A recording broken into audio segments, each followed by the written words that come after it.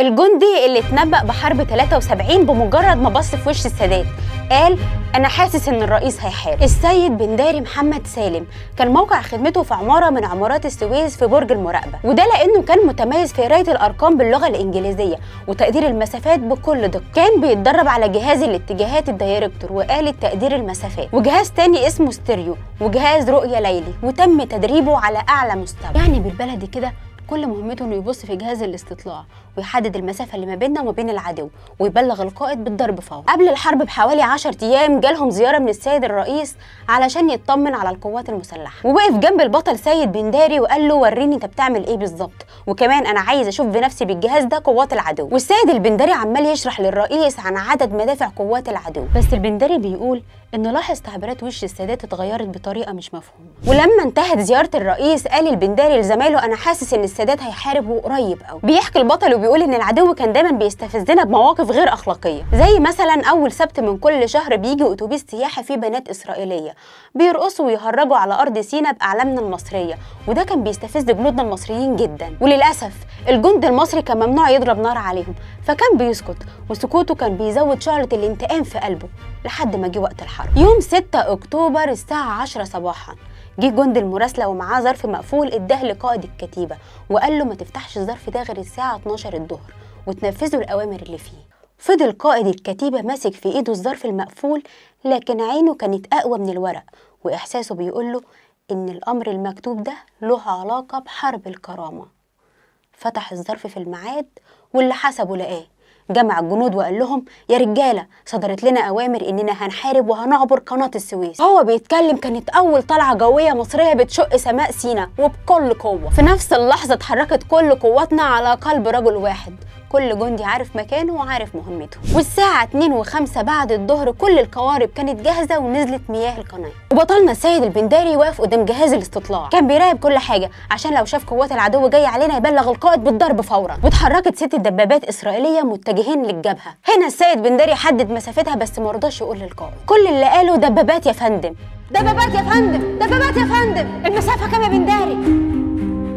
كام يا بنداري؟ انت يا فندم في طيران مصري لينا عندهم ولو ضربنا هنوقع طيراننا.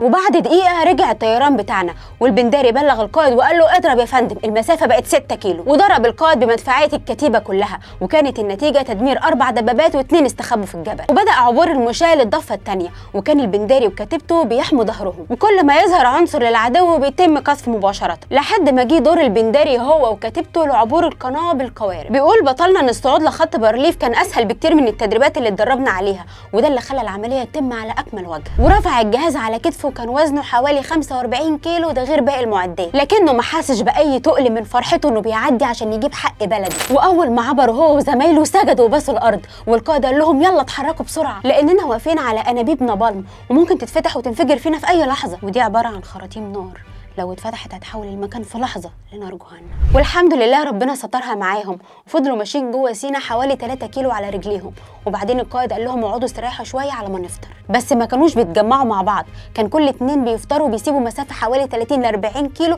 عشان لو تم قصفهم ما يحصلش خسائر كتير في الارواح. تاني يوم 7 اكتوبر اتحركوا الساعه 6 صباحا لحد ما وصلوا لمنطقه عيون موسى، وحصل هجوم اسرائيلي عليهم، وبدا البنداري يبص في جهاز الاستطلاع عشان يحدد مسافه دبابات العدو لينا ويبلغ الجنود بالضرب عليه. لكن في قناص اسرائيلي شاف البنداري ضربه طلقه جت في الجهاز، ومن شده الضربه الجهاز اتدمر والبنداري وقع على ظهره.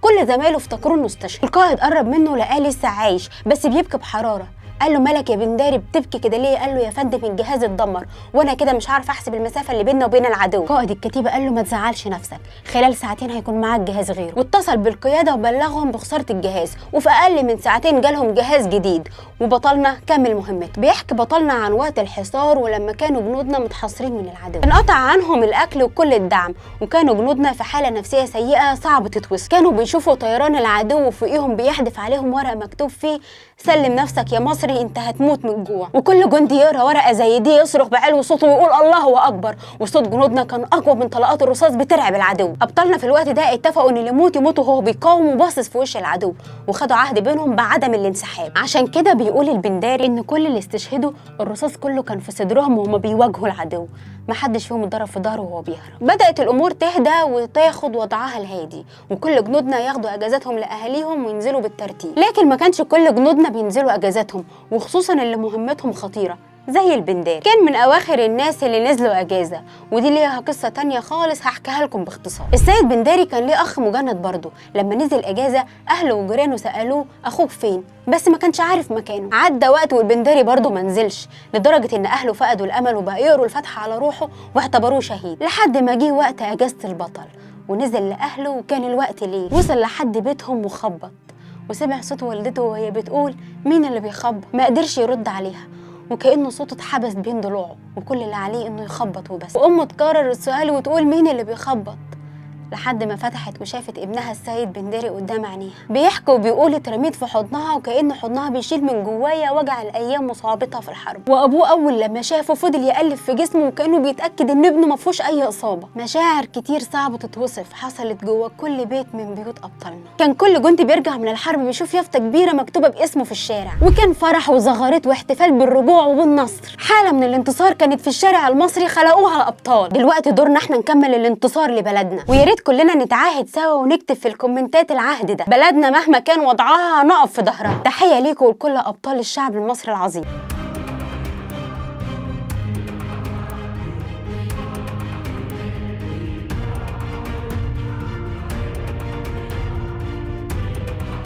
تخيل كده تروح تحضر جنازة واحد صاحبك، وفي نهاية العزا تقف تسلم على أهله وتلاقي صاحبك بنفسه واقف يسلم عليك بشحمه ولحمه. دي حكاية بطلنا النهاردة، تعالوا عشان نعرف ايه الحكاية. بعد هزيمة 67 حصلت حالة حزن كبيرة جدا على كل شعب مصر، بس مش الحزن اللي بيخلينا نعيط، لا، ده الحزن اللي بيخلق مننا رجالة وطنيين.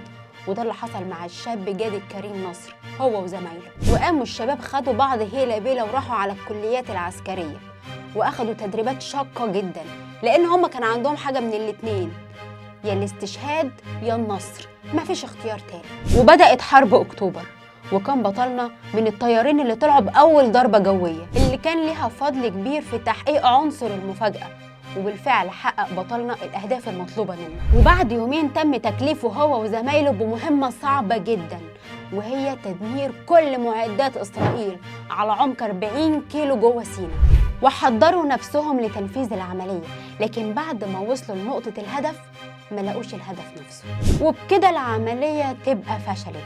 لكن أبطالنا مرضيوش يرجعوا بإيديهم فاضية، خدوا قرار سريع إنهم يكملوا تاني في عمق سيناء، وكل كيلو زيادة في خطورة كبيرة عليهم. وفضلوا مكملين يدوروا على أي هدف للعدو عشان يدمروه، ودي اسمها عمليات القنص الحر. لما وصلنا ما لقيناش حاجة، فقائد السرب قال احنا هنكمل في نفس الاتجاه، لان مش هنرجع بالذخائر اللي معانا من غير ما، فهنكمل وهنشتغل باسلوب الفري هانت او القنص الحر.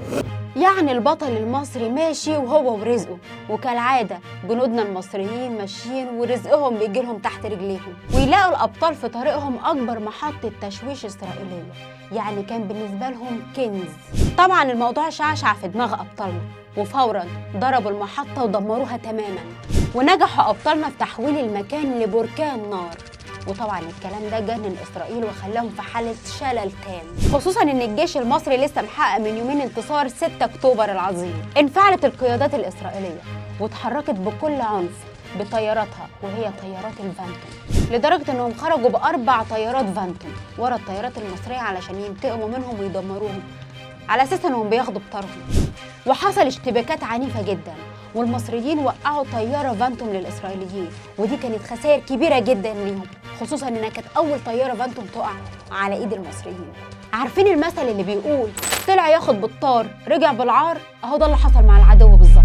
لكن للاسف طيران العدو قدر يضرب طياره الملازم جاد الكريم نصر، واصحابه شافوا الطياره وهي بتنفجر قدام عينيهم، لكن البطل قدر ينط من الطياره بالكرسي بتاعه قبل ما تتصدم بالارض، وده اللي خلاه يقع فاقد الوعي تماما لمده 2 ساعات. ولما فتح عينيه لقى جسمه كله مليان جروح وشظايا منتشرة في كل جسمه، لدرجة إن هو مش قادر يستوعب هو عايش ولا ميت. لكن بدأ يركز ويجمع أفكاره ويستوعب اللي هو فيه، وأدرك إن هو لسه عايش، وبدأ يشوف الطريق بينه وبين أقرب نقطة آمنة للجيش المصري، وبدأ يتحرك في الاتجاه ده. للأسف بطلنا ما كانش معاه ولا أكل ولا أسلحة ولا أي حماية غير كيس فيه نص لتر مية.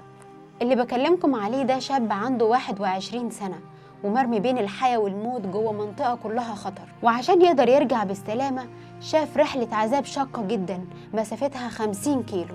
بدأ يستخبى في الجحور وفي المغارات ويدفن نفسه في الرمل كل ما يحس إن العدو قريب منه. ولما الليل دخل عليه دخل جوه حفرة عشان ينام، جاع وعطش وما كانش معاه غير كيس فيه نص لتر مية. مسك الكيس وحاول يفتحه، بس يا عيني مش قادر يفتحه عشان ايديه الاتنين مكسورين، مفهومش قوة علشان يقطع الكيس، بس حاول يقطع الكيس بسنانه.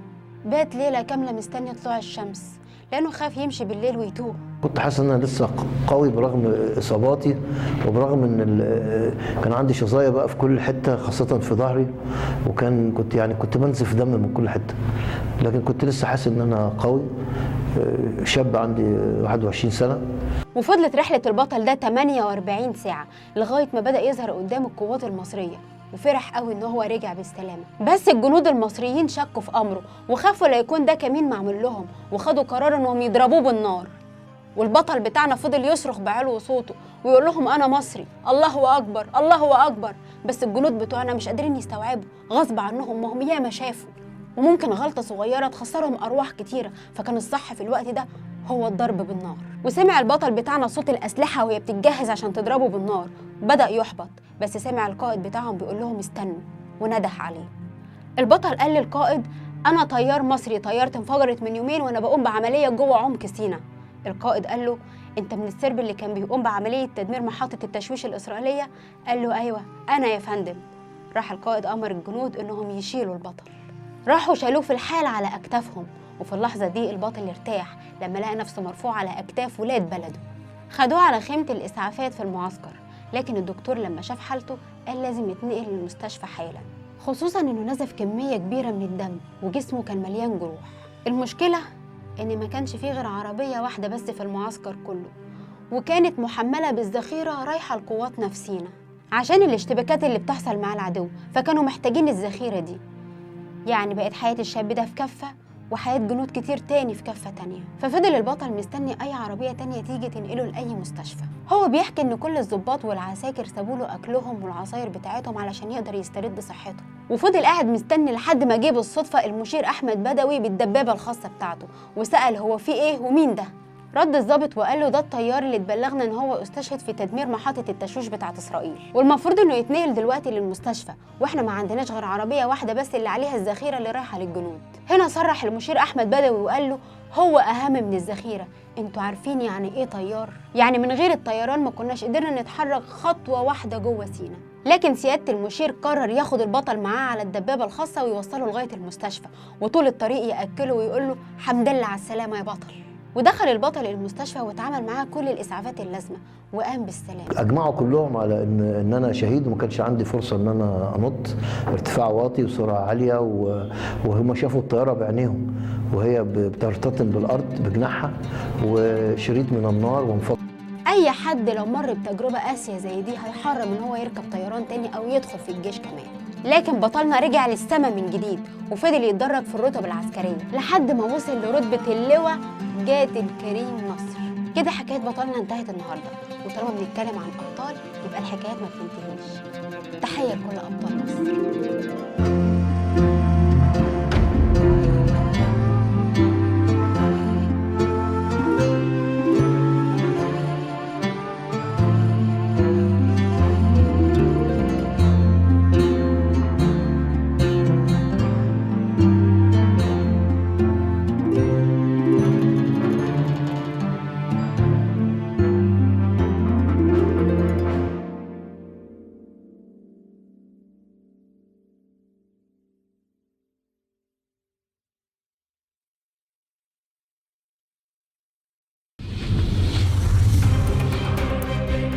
بمجرد ما وصلت إشارة لمكتب الرئيس الراحل جمال عبد الناصر برسالة بتقول تمت عملية خطف البطل بنجاح. بطلنا يا ريس موجود دلوقتي في مستشفى العسكري بكوبري القبة، وفورا قرر الرئيس انه يزور البطل. وفضل الريس ماشي في ممرات المستشفى لحد ما وصل لغرفة صغيرة، فتح الباب ودخل، سحب كرسي، قعد جنب سرير عليه شاب لا حول له ولا قوة، فاقد عينيه الاتنين وعلى جسمه آثار تعذيب في منتهى البشاعة.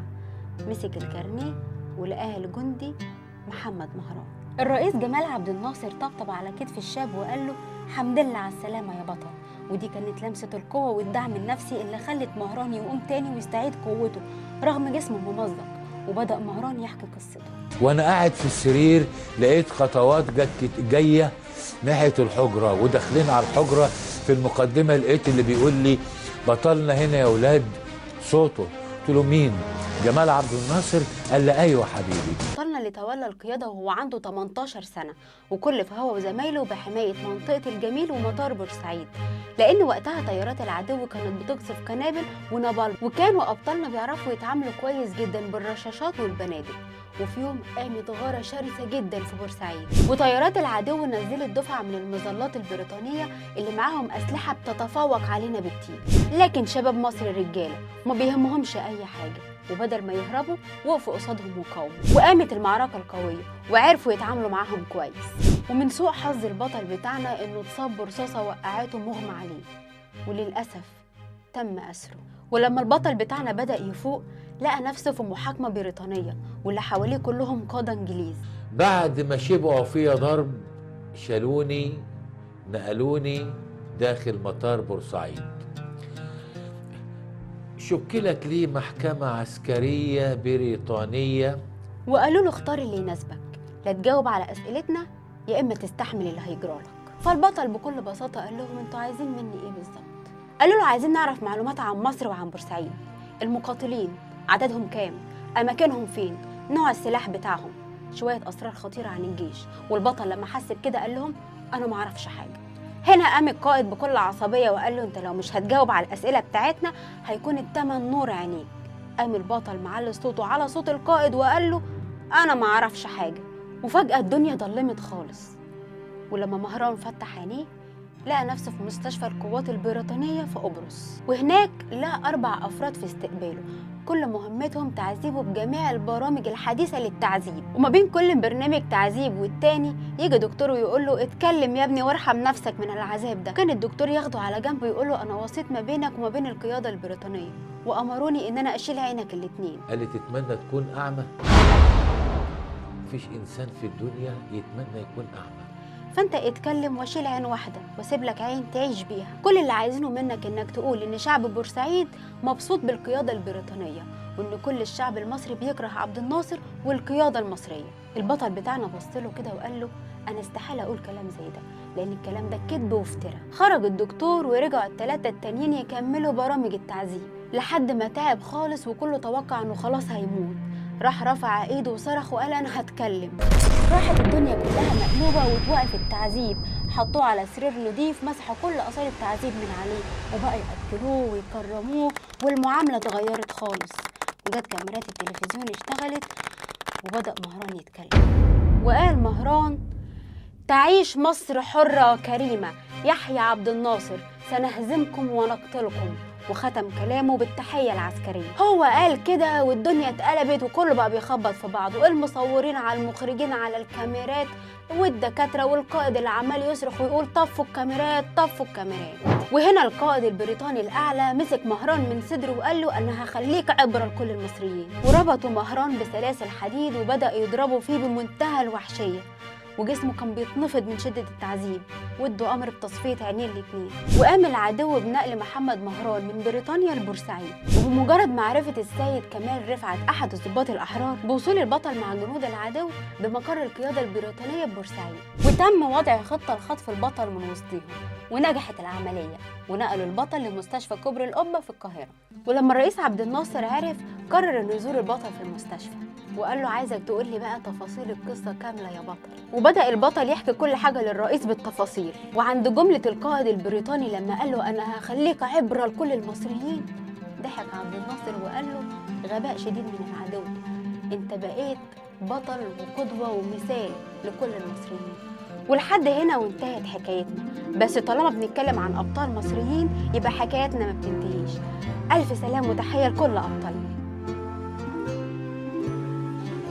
ويعني هم يضحكوا بقى، انا مفكر هيغيروا على بلدهم لما لعن بلدهم ولعن رئيس وزرائهم، هيغيروا وحد منهم هيغير على بلده وهيضربني رصاصه ولا حاجه. او انا قاعد اهتف بحياه مصر وعبد الناصر ولا عن بريطانيا وانطوني ايدن.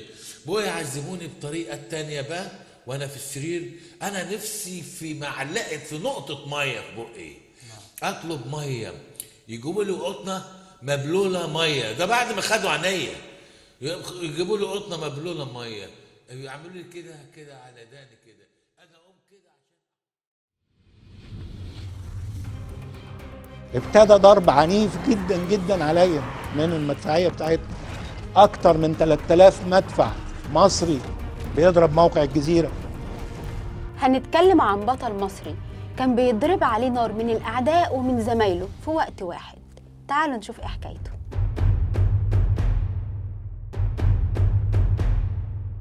سيادة العميد مجدي بشارة بطل عملية الجزيرة الخضراء اللي الأعداء حطوا خطة للاستيلاء عليها.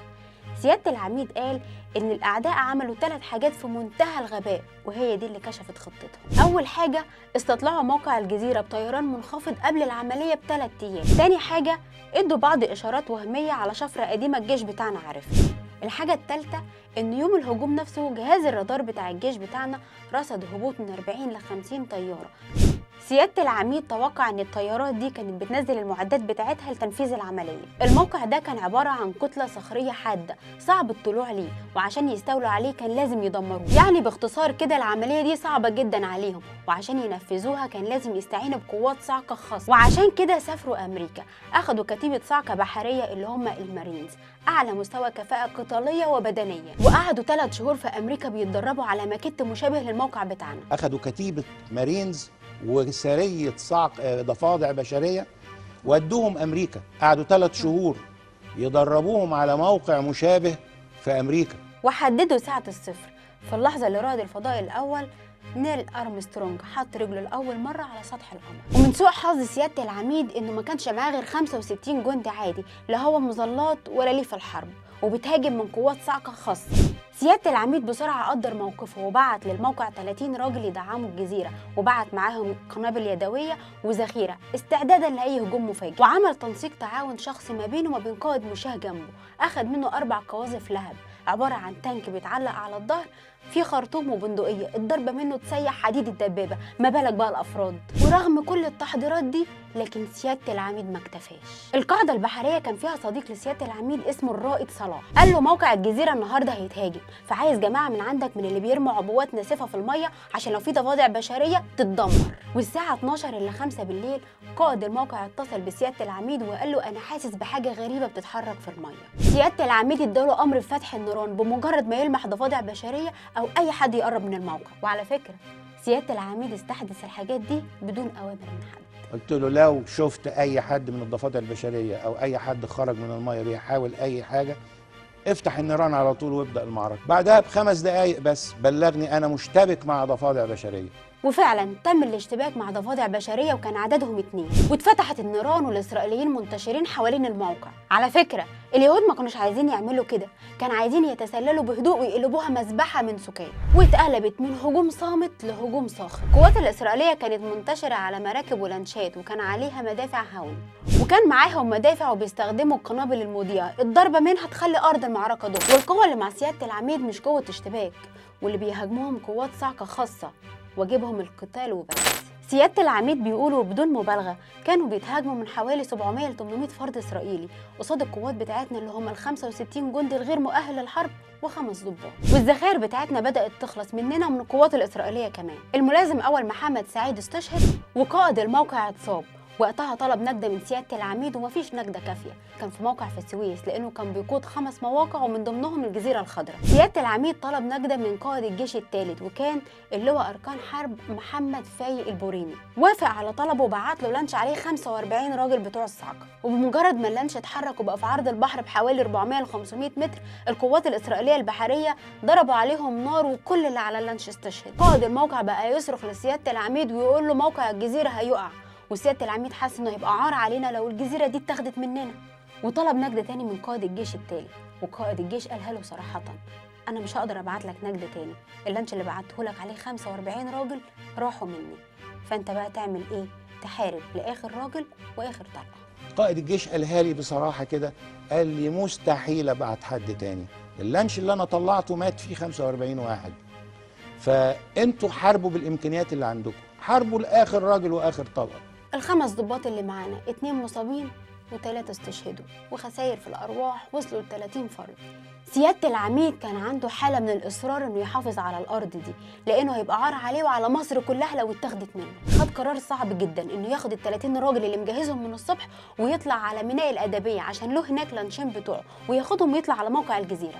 وال30 راجل اتحركوا مع سيادة العميد وكأنهم طالعين رحلة موت، يا يموتوا في الطريق يا يموتوا وهم على الجزيرة. وبمجرد ما قربوا من موقع الجزيرة اتعامل معاهم زي ما اتعامل مع اللانش اللي قبلهم، القوات الإسرائيلية ضرب عليهم نار بعنف. وقع من سيادة العميد 7 جنود وتعور منهم 11، وهو كمان اتعور، بس كان مصر انه يكمل.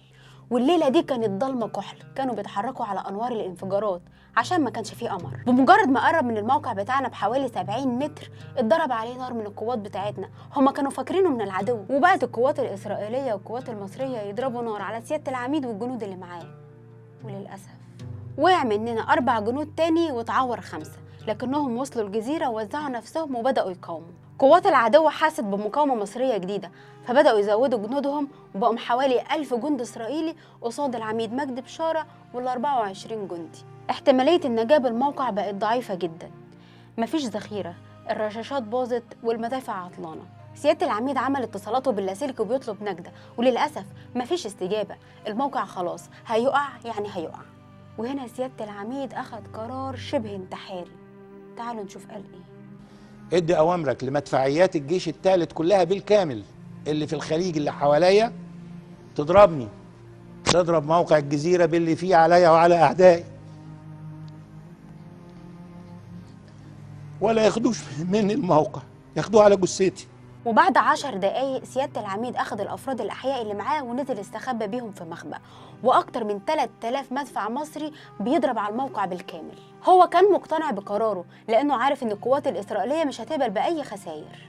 وفعلا اللي حسبه طلع صح، انسحبوا ولموا موتاهم، وكانت الساعة 5 صباحا. سيادة العميد أمر الأحياء اللي معاه إنهم يستخبوا حفاظا على أرواحهم، كل سمع كلامه ما عدا عريف متطوع محمد إبراهيم درديري. الجندي قاعد على المدفع وشاف طيارتين ميراج جايين عليه في دايرة النشان، يعني مش هيعدوا، وبدوسة واحدة منه دمر واحدة والتانية انفجرت. سيادة العميد حكى موقف مؤثر جدا في المعركة دي عن جندي أصيب وأحشائه كلها بقت طالعة بره، ودراعه تحت كتلة صخر وزنها لا يقل عن 20 طن. سيادة العميد مش قادر يعمل له حاجة ومحدش قادر يسحبه، وطول الوقت الجندي يبص له يقول له اعمل لي حاجة. طول الوقت الجندي يبص لسيادة العميد بصة قاتلة مش قادر ينساها، كانت عاملة له إحباط وهو في الموقع، لحد ما جاله بالصدفة البطل إبراهيم الرفاعي على اللانش بتاعه. ولما جه سيادة العميد كأنه بيقول له انت ربنا جابك في وقتك. سأله في ايه يا سيادة العميد، محتاج أي حاجة أساعدك؟ قال له أنا مش عايز منك أي حاجة غير إنك تشوف لي الجندي ده أعمل معاه إيه. وطلب منه بلطة، طلب من سيادة العميد إنه يغمى عين العسكري المصاب، وبالبلطة دي فصل دراعه عن جسمه وأخده معاه. حكايات كتير ومواقف كتير بتقابل أبطالنا لحد هنا وانتهت حكايتنا، وطالما بنتكلم عن أبطال مصريين يبقى حكاياتنا ما بتنتهيش. ألف سلام وتحية لكل أبطال مصر.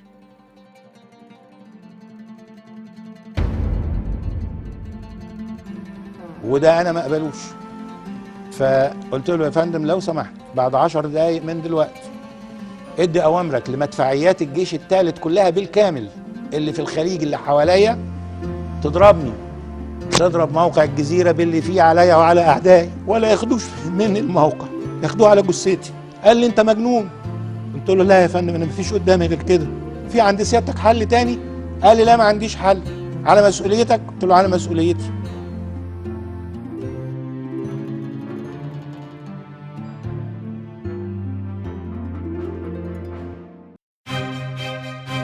الطفلة منى، طفلة عندها 3 سنين وبتلعب في الشارع، طيارة إسرائيلية فوقيها بتحدف قنابلها.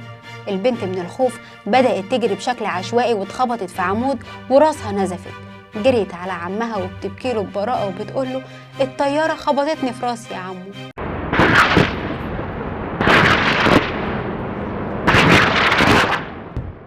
ودي واحدة من المأساة اللي شافوها أهلنا في الصعيد، من هجوم مستمر من العدو بالتخريب، وتم تدمير 6 أبراج من الضغط العالي. لكن خطته فشلت في إنه يخلي سوهاج كلها في ظلام، لأن كان في خطوط تانية ما كانتش في خطته. وقام العدو بعملية في عز الليل في سوهاج، طلعوا ب2 مروحية، كل مجموعة تتعامل مع أبراج الضغط العالي، بعد ما قتلوا الغفيرين المكلفين بحراسة المكان. العدو كان بينقي مكان عملياته بعناية علشان ما يتعرضش للاشتباك أو المقاومة، لأنه ما كانش بيقدر علينا. وفي وقت قليل قام أفراد العدو بتثبيت 4 عبوات ناسفة في كل برج.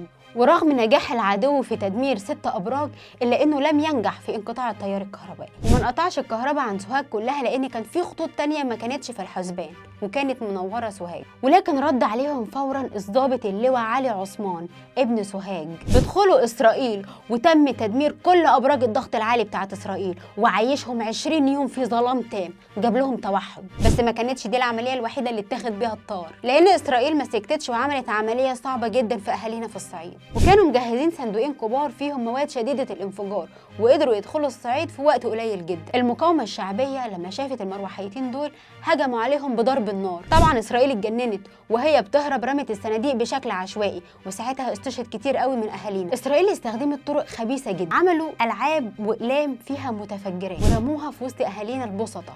تخيل انت ابنك يبقى ماسك في ايدك وماشي في الشارع، يشوف عروسة حلوة مرمية ويروح يمد ايده عشان ياخدها ويلعب بيها، تنفجر فيه ويتحول لاشلاء. والحدث الاصعب من كده ان في صندوق متفجرات وقع في قرية بسيطة. الناس بكل بساطة اتجمعت حوالين الصندوق ده وبدون وعي قبل ما يتحط كردون الامان حواليه، انفجر الصندوق في كل اللي واقفين، وراح ساعتها 50 شهيد في اليوم ده. اسرائيل ما استكفتش بكده، حبت تعمل حاجة تبين عضلاتها علينا، وراحوا في مكان منعزل في قنا سفاجة وبقوا يصطادوا أي عربية مدنية ويفجروا. وجه الرد السريع بعملية من أقوى عمليات رجال الصاعقة المصرية، واللي نفذها برضو الضابط اللواء علي عثمان، وراح ياخد بطاره للمرة التانية. ودي بقى وجعت إسرائيل قوي، وسماها عملية تدمير مصنع النحاس. المصنع ده بقى كان ليه حكاية غريبة قوي، هحكيها لكم. كان أهم مورد ليهم، عشان كده كان واخد اهتمام جميع القادة الإسرائيلية، ومن شدة تأمينه في كذا عملية حاولت تدمره لكن كلهم فشلوا، رغم إنهم كانوا بيشوفوا المصنع متفجر قدامهم. بس كان في أمر غريب، إسرائيل كانت دايما بتفتخر إن الكل بيجي قدام المصنع ده ويفشل في تدميره. قوات الصاعقة المصرية قررت إنها تدمر المصنع ده وتدي لإسرائيل أهم درس، إن مفيش أي حاجة صعبة عليه. وجات الإشارة للواء علي عثمان بإننا ننفذ العملية دي، اللي بسرعة راح الأردن وتواصل مع ضابط فلسطيني اسمه سليمان حلس، كثفوا البحث والاستطلاع، وبقت أهم حاجة عندهم إشمعنى المصنع ده بالأخص كل المحاولات معاه بتفشل. واكتشفوا معلومة خطيرة جدا جدا، اليهود كان عندهم المصنع ده من شدة أهميته مبني تحت الأرض، وعاملين واحد تاني جنبيه بشوية بس وهمي، وكان ليل نهار منورينه، بس من جواه فاضي. يعني كان عبارة كده عن ماكيت كبير، يعني اللي كان بيجي بيضرب على الوهم ده. وبمجرد ما المعلومة دي وصلت للواء علي عثمان ابتسم كده وقال في سره هدمر لهم المصنع الحقيقي واسيب لهم الوهم ذكر. وبدأ في التنفيذ، لكن الدنيا ما كانتش سهله كالعاده. غالبا كده المصريين مش بينجحوا غير لو اتحطوا في ظروف صعبه. وقسم العمليه على مرحلتين ولازم يتموا في نفس الوقت. المرحله الاولى ضرب المصنع الحقيقي، والثانيه ضرب ابراج الكهرباء. ويوم التنفيذ بدات المجموعه الاولى تتجه للمكان اللي هتضرب فيه الصواريخ على المصنع، لكن حصلت مفاجاه قدامهم عملت دربكه شديده. وهم في طريقهم قابلهم قوه من حرس الحدود الاردني، اي حد معدي بيفتشهم، وده بيحكم على العمليه بالفشل. لكن سرعه البديهه عند الضابط المصري كانت اقوى، وفي ثواني اخذ قرار حكيم جدا، قال جزء مننا هيفدي جزء تاني، يعني جزء يتمسك والجزء التاني يهرب. والضابط عثمان و2 كمان هربوا لتنفيذ العمليه، شالوا 5 صواريخ وفضلوا ماشيين بالحموله دي لوحدهم لغايه ما وصلوا لمكان عمليه التنفيذ. ونجح في الوصول للمكان وزرع الصواريخ وقعد مستني الساعه تيجي 8:30، وده ميعاد تبديل الورديتين عشان يضمن خسائر اكبر. وفعلا تم اطلاق الصواريخ وتدمير مصنع النحاس، والمجموعه الثانيه كانت بتضرب الابراج بتاعه الكهرباء، ونجحوا نجاح ساحق مرعب للعدو، لدرجة إن إسرائيل طلعت تصرخ في الصحف العالمية من شدة الخسائر البشرية والمادية، فقرروا إنهم ينتقموا من المصريين. في 8 أيام بالظبط عملوا 500 غارة جوية، وطبعا الأبطال المصريين ما كانوش بيسكتوا، كانوا بيروحوا يلسعوهم اللسعة ويرجعوا تاني. عشان كده الجند المصري وهو لوحده أعزل بيشكل سلاح قوي صعب تهزمه. حكايتنا النهاردة خلصت، ولأن حكايتنا عن أبطال مصريين يبقى الحكايات ما بتنتهيش. ألف سلام وتحية لكل أبطال مصر.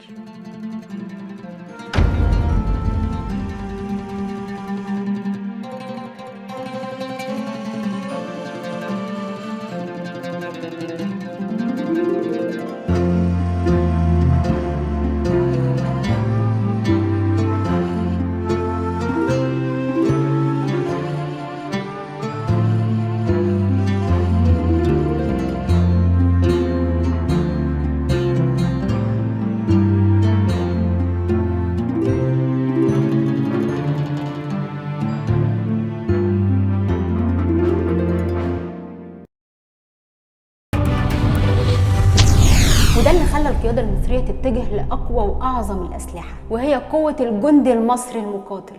من عادات الوفاء اللي توارثناها من قدماء المصريين وهي زيارة المقابر والدعاء للموتى، لكن البطل المصري عبد الجواد سويلم كان بيروح المقابر عشان حاجة تانية خالص. كان بيزور نص جسمه اللي مدفون لحد دلوقتي في مقابر بورسعيد، وهو صاحب لقب الشهيد الحي، البطل الذي يحمل حقبة تاريخية هامة في تاريخ مصر. وبدأت القصة بأوامر من قادة الجيش المصري لرجال الصاعقة المصرية بعملية تدمير مخازن التموين الرئيسية لإسرائيل.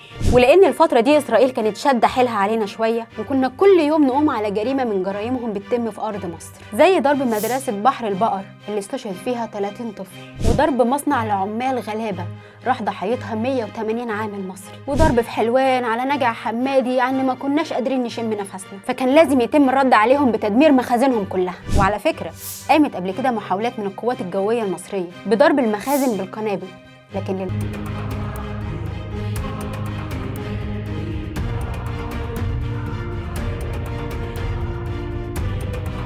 تخيل كده تروح تحضر جنازة واحد صاحبك، وفي نهاية العزاء تقف تسلم على أهله وتلاقي صاحبك بنفسه واقف بيسلم عليك بشحمه ولحمه. دي حكاية بطلنا النهاردة، تعالوا عشان نعرف ايه الحكاية. بعد هزيمة 67 حصلت حالة حزن كبيرة جدا على كل شعب مصر، بس مش الحزن اللي بيخلينا نعيط، لا، ده الحزن اللي بيخلق مننا رجالة وطنيين. وده اللي حصل مع الشاب جاد الكريم نصر هو وزمايله. وقاموا الشباب خدوا بعض هيلا بيلا وراحوا على الكليات العسكرية واخدوا تدريبات شاقة جدا، لان هم كان عندهم حاجة من الاتنين، يا الاستشهاد يا النصر، مفيش اختيار تاني. وبدأت حرب اكتوبر، وكان بطلنا من الطيارين اللي طلعوا بأول ضربة جوية اللي كان ليها فضل كبير في تحقيق عنصر المفاجأة، وبالفعل حقق بطلنا الأهداف المطلوبة منه. وبعد يومين تم تكليفه هو وزمايله بمهمة صعبة جدا، وهي تدمير كل معدات إسرائيل على عمق 40 كيلو جوه سيناء، وحضروا نفسهم لتنفيذ العملية. لكن بعد رجال لا يهابون الموت، رجالة شجعان قالوا الموت ولا يدخل مصر خسيس وجبان.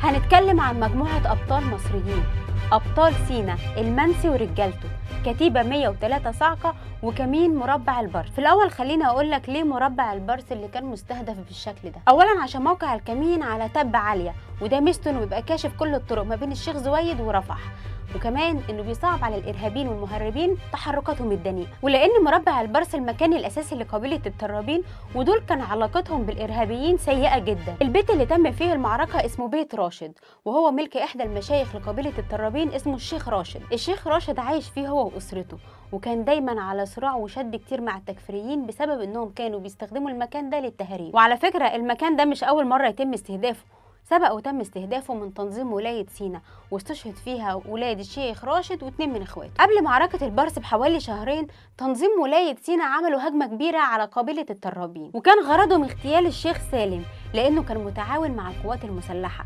وللأسف نجحوا في اغتياله واستشهد الشيخ سالم. وبعد كل التوتر والخسائر والحزن اللي عاشوها قبيلة الترابين بسبب التكفيريين، راح الشيخ راشد بنفسه للعقيد أحمد منسي وسلمه البيت متنازل عنه للقوات المسلحة عشان يكون نقطة تمركز يأمنوا من خلالها المربع بالكامل. المنسي جمع رجالته وقال لهم احنا عندنا مهمة خطر، عايز رجالتي.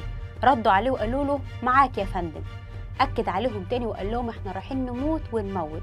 ردوا عليه بكل قوة وحماس معاك يا فندم. وطلعوا على كمين البرس، عملوا الكمين والتشكيل الهندسي بتاعه. عايزين نعرف بقى مين اللي خطط للهجوم الخسيس ده. حنفي جمال محمد والاسم الحركي ابو عمر، محمد جمال عبد العزيز والاسم الحركي ابو ادم، خيرت سامي عبد المجيد والاسم الحركي ابو علي، اسلام وقام حسنين والاسم الحركي ابو البراء. الاربعه دول كانوا ضباط في وزاره الداخليه واختفوا في ابريل 2016، وانضموا بعد كده لخليه الرابطين بقياده الخاين هشام عشماوي بعد ما تم خطف نقيب شرطه و6 افراد من اسم شرطه حلوان. تم استدراجهم وتصفيتهم وتصويرهم، وكانوا متهمين في قضيه 148 لاغتيال الرئيس عبد الفتاح السيسي. عشان كده تخطيطهم للهجوم ما كانش عشوائي، كان تخطيط عسكري منظم ومدروس، ودايما بيختاروا بداية طلوع النهار أو بعد غياب الشمس عشان بتبقى قواتنا في الأوقات دي في أشد حالات التعب والإرهاق. أهدافهم إيه بقى من التخريب ده؟ أولا الحرب النفسية وكسر شوكة الجيش المصري اللي معاش ولا كان اللي يكسرهم. تاني حاجة هز ثقة الشعب المصري بجيشه والتخريب وتحقيق أكبر خسائر لقواتنا وبلدنا. وعشان يبعدونا عن مراقبتهم وكشفنا لجرايمهم، عملية زي دي تفتكروا كلفت العناصر الإرهابية كام؟ العملية دي كان فيها لا يقل عن 15 عربية دفع رباعي، سعر العربية الواحدة لا يقل عن 750,000 جنيه، وأكتر من نص طن من مادة السي 4 شديدة الانفجار. المادة دي مش موجودة في مصر أصلاً وما بيستخدمهاش إلا جيوش قليلة قوي على مستوى العالم، وغير كده كمان إنها غالية جدا، يعني الكمية دي كلفت حوالي 2 مليون. ده غير التسليح، أسلحة تقيلة وأسلحة خفيفة ومدافع نص بوصة وار بي جي وكلاشينكوف وحاجات كتيرة كأنهم داخلين حرب كاملة. وبدأ الهجوم بظهور عربيتين مفخختين جايين على الكمين، وده خلى البطل الشهيد فرارجي ينادي بعلو صوته ويقول حرس السلاح. وهنا أبطالنا عرفوا إنهم اتحطوا في عملية خطيرة جدا وبدأوا يستعدوا للمعركة. بيحكي البطل فتحي عبد الرحمن عن نظرات الوالي التكفيري وهو داخل عليه وبيضحك له بكل شمال، وفضل مكمل في طريقه واللي انتهى بتفجير العربية المفخخة بقرب الكمين. وكان الانفجار رهيب لدرجة ان الأسلحة اتنطرت من على سطح المبنى، لدرجة ان مخزن الأسلحة والذخيرة اتدمر واتهد كله بالكامل. وفي لحظة كل أبطالنا بقوا تحت أنقاض المبنى لكن مستوعبين لكل حاجة بتحصل حواليه، وفي ثواني استعادوا قوتهم وبقوا واقفين زي الأسود قدام الإرهابيين. طلع البطل أحمد المنسي على السطح عشان يتعامل مع التكفيريين، وقبل ما يطلع نبه على رجالته وقال لهم محدش يطلع ورايا، وكانت كل طلقة منه بفرد ميت على الأرض. المشهد دلوقتي بقى عبارة عن 3 صور، البطل منسي على السطح بيصطاد فيهم، رجالتنا تحت بيتعاملوا بكل قوتهم، ومنهم اللي كان بيحافظ على جثث شهدائنا. وبيحكي الجندي إبراهيم أبو عميرة إن اسمهم في الأجهزة بيقولوا عايزين منسي حي أو ميت، والدعم اتحرك طبعا. وزي ما قلت لكم عشان التخطيط بتاعهم عسكري، عارفين إن المنسي هيطلب دعم وعملوا حسابهم وزرعوا المتفجرات على الطريق اللي هيجي منه الدعم. وللأسف عربية الدعم كلها اتفجرت، اللي راح فيها الشهيد خالد مغربي دبابة هو وكل اللي معاه. وفضل الوضع يسوء أكتر وأكتر، وعدد الشهداء بيزيد والذخيرة بتخلص، لحد ما إيد الإرهاب الغاشم طالت البطل الشهيد أحمد المنسي وراح معاه كتير من رجالتنا. لكن في أبطال ربنا كتب لهم عمر جديد عشان يحكوا لنا عن قوة وعظمة جيشنا العظيم. رحم الله شهداء البطل. لحد كده وخلصت حكايتنا، بس طالما بنتكلم عن أبطال مصريين تبقى حكاياتنا ما بتنتهيش. ألف سلام وتحية لكل أبطالنا المصريين.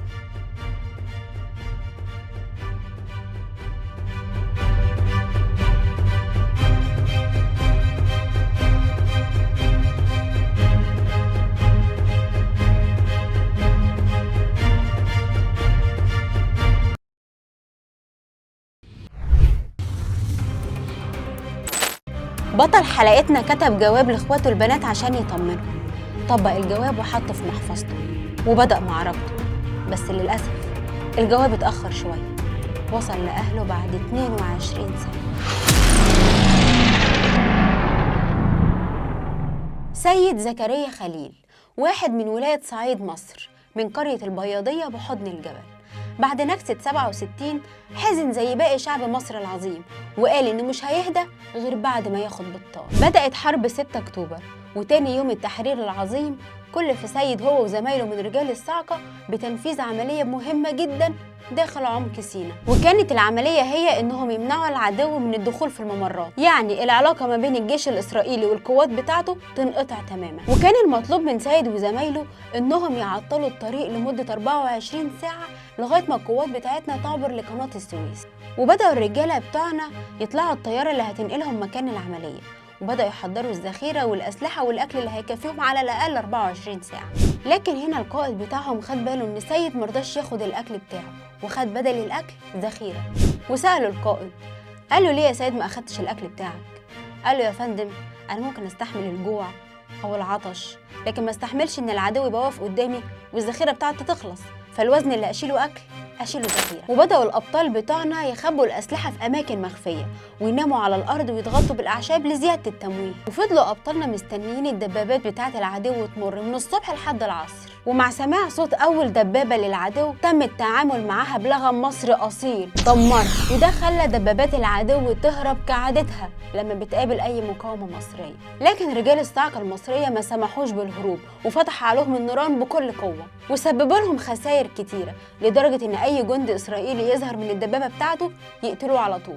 لكن في شوية منهم قدروا يهربوا وجابوا دعم تاني ورجعوا للأبطال بس بقوة أكبر، وبدأوا يتعاملوا مع رجال الصاعقة المصرية، وقامت معركة شرسة قوي. المرة دي الخسائر كانت كبيرة للطرفين واستشهد كتير قوي من أبطالنا، لكن البطل سيد وبعض الزملاء كانوا لسه على قيد الحياة وكملوا المعركة. لكن رجالتنا بدأوا يتحركوا على رجلهم كده بين المدرعات، وكل ما يلاقوا حد من العدو يخلصوا عليه، رغم ان احنا قليلين جدا قصادهم وقدرنا نخليهم ينسحبوا للمرة الثانية. وأصبح المكان في هدوء تام، وبدأ سيد وزملائه يجمعوا جثث الشهداء اللي معاهم ويحطوهم في مكان آمن، رغم انهم كانوا مرهقين جدا، والناس اللي معاهم المصابين ولسه ما استشهدتش كانت الإصابات اللي عندهم خطيرة، وفضلوا على الحال ده لحد الفجر. سمع البطل زكريا صوت طيارتين جايين عليهم من بعيد، ودي كانت هجمة إسرائيلية جديدة، بس المرة دي بقى كانت شرسة جدا لأنهم كانوا فاتحين عليهم خراطيم نار، ووراهم مدرعتين تاني عليهم قوات خاصة إسرائيلية، وبدأت الأسلحة والذخيرة تخلص منهم.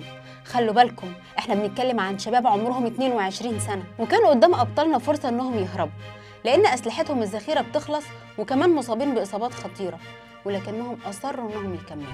لكن للأسف خلال دقايق لقى البطل سيد ان هو واقف لوحده وكل زمايله استشهدوا، وكان لازم يتعامل لوحده.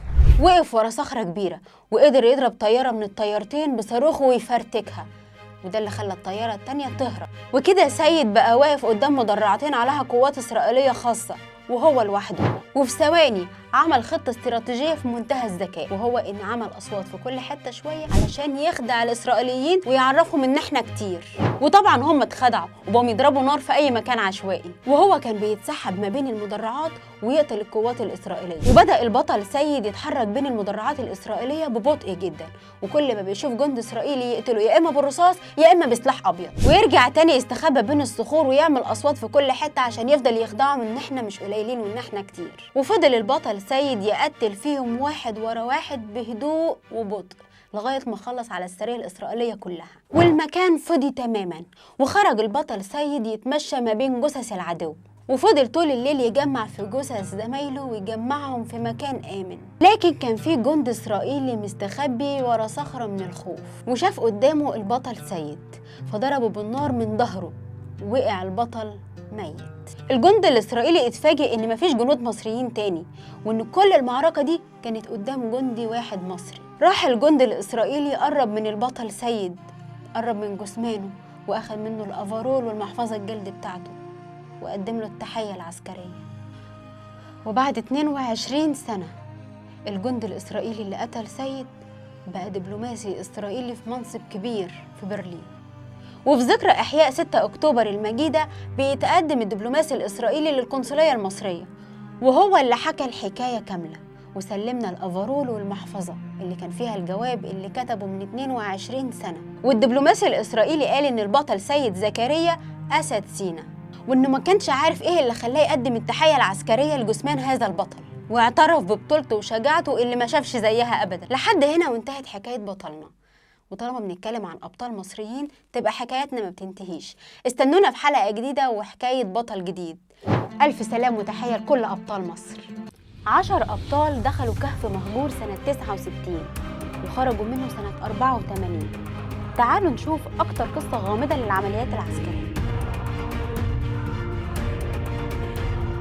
العدو الإسرائيلي حب يفرض عضلاته علينا قدام العالم كله، فقرر إنه يعمل قاعدة حربية في أرض سيناء. اختاروا دير سانت كاترين عشان يكون المقر بتاعهم، لكن طبعا رئيس الدير والرهبان قدروا إنهم يمنعوا حاجة زي كده إنها تحصل، وده خلى العدو يعمل قاعدة حربية جنب الدير بحاجة بسيطة، وأذاع في الأخبار العالمية إنه نجح في تكوين قاعدة حربية على أرض سيناء ومعاهم صواريخ حديثة محدش يعرف عنها حاجة. وهنا صدرت أوامر من قادة الجيش المصري لمجموعة من أبطالنا من رجال الصاعقة بالتوجه لسانت كاترين عشان يدمروا القاعدة الحربية الإسرائيلية ويجيبوا معاهم وهم راجعين راس صاروخ علشان يدرسوه في القاهرة. ووصلوا أبطالنا وكان معاهم كلب مدرب لاكتشاف الألغام. مشيوا 3 ساعات في الصحراء لغاية ما وصلوا للقاعدة الإسرائيلية اللي كانت مليانة باليهود والمعدات. تخيلوا معايا كده 10 رجالة موجودين في أخطر مكان في العالم كله مهتم بأدق تفاصيل، يعني الغلطة بفضيحة عالمية. وبدأوا الأبطال في زرع العبوات الناسفة حوالين القاعدة كلها، ونجح واحد من أبطالنا إنه يفك راس الصاروخ في المعمعة والتوتر ده كله. وهو راجع براس الصاروخ بدأ تدمير المكان كله بالعبوات الناسفة اللي هم زرعوها، والمكان كله اتحول لكتلة نار، وبقت القاعدة اللي العدو عاملها عشان يكسر بيها عنينا بقت هي اللي كسر عينيه قدام العالم كله. وده خلى اليهود في حالة ذهول تام، وطلعوا بطيارانهم علشان يدوروا على اللي نفذوا العملية. وبعد 20 دقيقة بدأ اليهود في لم موتاهم اللي بقوا 800 قتيل. وبعد ساعة بدأ الطيران الإسرائيلي بضرب الجبل بالكامل لمدة 2 أسبوع متواصلين. في الوقت ده الأبطال بتوعنا كانوا مستخبيين في كهف سري لمدة 2 أسبوع. تعالوا نشوف عملوا إيه في المدة دي. شعور في منتهى القسوة ووجع القلب. 10 أبطال بيعيشوا أسوأ لحظات حياتهم وهم بيموتوا بالبطيء، وفضلوا على العهد. محدش فيهم خان العهد ولا حد فكر في حياته ومستقبله وأهله. 10 شباب قفلوا على نفسهم الكهف وكأنهم بيقفلوا باب تربتهم بإيديهم، متخيلهم وهم بيبصوا لبعض وبيتكلموا بعينيهم، أصل خلاص مفيش كلام تاني هيتقال. وسامعين اليهود بره مش موقفين بحث عنهم، لو خرجوا هيموتوا ولو فضلوا في مكانهم برضه هيموتوا. هم اختاروا يموتوا بشرف، ويا عيني ماتوا واحد ورا التاني. وكل بطل بيستشهد أخوه بيمسك القلم ويكتب في النوتة المأساة اللي هم بيعيشوها، لحد ما 10 أبطال استشهدوا وهم حاضنين السلاح بتاعهم وجنبهم راس الصاروخ الإسرائيلي اللي اتطلب منه. وبعد 15 سنة واحد من أهالينا في سيناء اكتشف الكهف واتفاجئ ب10 هياكل بالزي العسكري وجنبهم راس صاروخ إسرائيلي، وفورا بلغ القيادة المصرية اللي جم ونقلوهم لمقابر الشهداء في السويس. وبكده خلصت حكايتنا النهاردة. استنونا في حلقة جديدة، وطالما بنتكلم عن أبطال مصريين تبقى حكاياتنا ما بتنتهيش. ألف سلام وتحية لكل أبطال مصر. قرر البطل إنه يضحي بنفسه ويدخل جوه حقل الألغام عشان يكون دليل لكل زمايله، ومع كل خطوة بيخطيها كانت بتقربه للموت أكتر. الحكاية بتبتدي برسالة من القيادات العسكرية المصرية للنقيب حمدي شلبي وتكليفه بمهمة شبه انتحارية. بس قبل ما أبدأ الحكاية عايزة أقول لكم كلمتين من قلبي على جنب كده. شكرا جدا لدعمكم وتشجيعكم، شكرا لكلامكم الحلو اللي بيخليني أستمر أنا والتيم بتاعي. كومنتاتكم الحلوة بتفرحني جدا، والكومنتات السلبية أنا ما بزعلش منها. في الأول وفي الآخر كلنا ولاد وطن واحد. يلا بقى عشان نكمل الحلقة. وهي تعطيل طريق الرمانة لمدة 6 ساعات قدام قوات العدو لغاية ما جنودنا يعدوا خط بارليف ويحققوا النصر. عشان كده كان لازم تعطيلهم لحماية العبور، بس التعطيل ده ما كانش سهل على أبطالنا. تعالوا نشوف حصل ايه. العملية اللي هنتكلم عليها دي شبه انتحارية، يعني اللي واقف يعتبر ميت ما عندوش اختيار تاني. وكان معاه أكتر من 200 بطل من قوات الصاعقة المصرية عشان يسدوا الطريق على العدو. وبعد ما شرح لهم تفاصيل العملية ختم كلامه وقال لهم يا رجالة احنا رايحين ومش راجعين. الكلمة دي فجرت جواهم قوة حماسية وردوا عليه وقالوا له الله أكبر الله أكبر. وبدأت حرب أكتوبر وجنودنا بيعدوا خط بارليف، وفي نفس الوقت أبطالنا هنا بيستعدوا علشان يقفلوا طريق الرمانة، وركبوا طيارات هليكوبتر مصرية عشان توصلهم لمكان العملية. لكن للأسف طيارات العدو كانت أسرع مننا وقررت تضرب طياراتنا الهليكوبتر، وده اللي أجبر قائد الطيران إنه ينزل أبطالنا فوراً قبل ما يحصل أي خسائر في الأرواح، واللي حسبه طلع صحيح. بعد ما نزل أبطالنا العدو قدر يضرب طياراتنا وحصل خسائر كتير. نرجع بقى لأبطالنا اللي كانت مهمتهم يروحوا لطريق الرمانة بس وهم ماشيين على رجليهم، ولازم يوصلوا بأسرع طريقة وإلا هيعتبر ده فشل للعملية. وعشان يضمنوا نجاح العملية كانوا لازم يغيروا خط سيرهم لأنهم انكشفوا، بس وهم في طريقهم لقوا سور كبير من السلك الشائك ما كانوش عاملين حسابه. والمعروف سلك زي ده بيكون محاوط حقل ألغام مدفون تحت الرمل، وكان لازم يعدوا من حقل الألغام عشان يوصلوا لطريق الرمان. ودي بقى كانت المشكلة الكبيرة، إن أي حد هيدوس على لغم هيفجر كل المجموعة. لكن في بطل منهم اتطوع وقال لهم أنا همشي قدامكم وانتم امشوا على خطواتي، والبطل ده كان اسمه محمد الحناوي، وحط رجله جوه الحقل وبدأ يتحرك، وقبل كل خطوة كان بينطق الشهادة وبيعتبرها دي آخر خطوة في حياته. وفضلوا ماشيين ورا خطواته لحد ما ربنا كرم أبطالنا وعدوا الحقل بسلام. وبعد ما وصلوا لطريق الرمانة قائد المجموعات قسمهم ل3 مجموعات، مجموعة يمين ومجموعة شمال ومجموعة في الوش. وبدأت تظهر على الطريق قوات العدو الإسرائيلي، وكانت دبابات كتير وظباط رايحين يضربوا ولادنا. وهنا بقى قائد العملية أصدر أوامر بضرب أول مركبة وآخر مركبة عشان يحصل الارتباك، وبالفعل ده اللي حصل. والضرب اشتغل بكل قوة وأبطالنا ما رحموش حد، حتى كان في أتوبيس كبير مليان بظباط طيران العدو. وبمجرد ما وقفوا قبل ما أي حد فيهم ينزل عشان يهرب كانت قواتنا ضربتهم ومات كل اللي فيهم. في اللحظة دي قائد العدو قدر يتواصل مع القيادة الإسرائيلية وقال لهم إنه حصل هجوم شديد عليهم وما قدروش يوصلوا للقناة، لكن أبطالنا انتصروا عليهم وقدروا يجبروهم على الانسحاب، وهو ده اللي حصل. وخلال دقايق يكتشفوا أبطالنا بقوة إسرائيلية جديدة جاية عليهم أقوى من اللي قبلها، بس للأسف الذخيرة اللي كانت معانا كانت ابتدت تخلص، لدرجة كان في دبابة إسرائيلية داخلة على مجموعة من أبطالنا عشان تقتلهم مرة واحدة. وما كانش معانا ذخيرة، لكن البطل علي نجم كان معاه قنبلة واحدة بس. لما قائد العملية خد باله إن الذخيرة خلصت وإن يبقى في خسائر كتير في الأرواح، خد قرار بالاختباء، وفعلا قدروا يستخبوا بعد ما نجحوا في تعطيل العدو في المدة اللي اتطلبت منهم. يعني المهمة اللي طلعوا عشانها نجحت والحمد لله. واتبقى هنا بقى مرحلة العودة، ودي أصعب مرحلة لأن ما كانش معمول حسابها، ما كانوش ضامنين إنهم يرجعوا، بس القدر كان له كلمة تانية. قدروا يرجعوا في رحلة صعبة جدا لمدة 5 أيام من غير أكل أو مية وماشيين على رجلهم، وبقوا يمشوا شوية يستخبوا شوية لحد ما وصلوا أرضنا بسلام عشان يحكوا لنا عن عملية من أهم عمليات حرب أكتوبر. وبكده خلصت حلقتنا النهاردة، وطالما بنتكلم عن أبطال مصريين تبقى حكاياتنا ما بتنتهيش. استنونا في حلقة جديدة وحكاية بطل جديد. ألف سلام وتحية لكل أبطالنا المصريين. قمة الظلم والقهر لما تكون راجع من معركة ونفسيتك متحطمة، تخبط على باب بيتكم والدتك تفتح لك وتبقى مستنيها تاخدك في حضنها عشان ترمي كل الحمل اللي انت شفته في حضنها. تلاقيها بتبصلك وبتقولك مش عيب راجل طويل عريض زيك يرجع والصهاينة المنتصرين عليه؟ في البداية كده عاوزين نكون أكثر دقة في الأحداث. اللي حصل سنة 67 ده ما كانش هزيمة، ممكن نقول عليه نكسة، لأنهم ما شافوش الأعداء ولا حاربوا أصلا، لأن جالهم أوامر بالانسحاب، وللأسف انسحبوا بدون وضع خطة للانسحاب، وده اللي عرضهم كلهم للخطر والاستشهاد بدم بارد، لدرجة إن الأسلحة كلها اتثبت في أرض سيناء، والجنود بتوعنا راجعين على رجليهم والسما فوقهم متغطية بطيران العدو اللي عمال يصطاد فيهم بمنتهى الخسة، وبقى الجندي المصري شايف أخوه بيقع قدام عينيه. ورغم كل ده اتولد جواهم إحساس بالرغبة في الانتقام وإنهم يجيبوا حق زمايلهم حتى لو كان الثمن حياتهم. في الوقت ده إسرائيل كانت حاطة إيديها على أرض سيناء كلها ما عدا الحتة الصغيرة اللي في بور فؤاد، ولو كانوا تمكنوا منها كانت بورسعيد كلها بقت تحت ايده. وعشان كده العدو قرر إنه يسيطر على المنطقة، فجمع قواته واتحرك للسيطرة عليها. لما المخابرات المصرية وصل لها المعلومة دي بعتت للقيادات في بور فؤاد وقالت لهم بأي ثمن ما ينفعش المنطقة دي تسيطر عليها. انتوا عارفين قواتنا المصرية هناك كانوا عددهم كام؟ 18 جندي وضابط برتبة ملازم. انت متخيل العدد القليل ده هيقدر يواجه القوة الإسرائيلية الضخمة دي؟ وعلى بعد مسافة قصيرة الجنود المصريين بتوعنا والجنود الإسرائيليين بدأوا يشوفوا بعض. هنا بقى عايز الفت نظركم لحاجة صغيرة، ان العدو الإسرائيلي دايما مش قد المواجهة رغم ان عددهم أكبر مننا، وده اللي خلاهم يطلعوا طيارة الاستطلاع تمشط المكان. وفي الحالات اللي زي دي الجندي المصري بيحفر حفرة في الرمل عمقها 1.5 متر ويبتدي يدافع من خلالها وهو بيحمي جسمه. لكن كان عندنا كذا مشكلة، أولهم إن العدو الإسرائيلي بقى قريب جدا. المشكلة التانية إن عددهم أكبر مننا بكتير. المشكلة الثالثة إن الأسلحة بتاعتهم تتفوق علينا.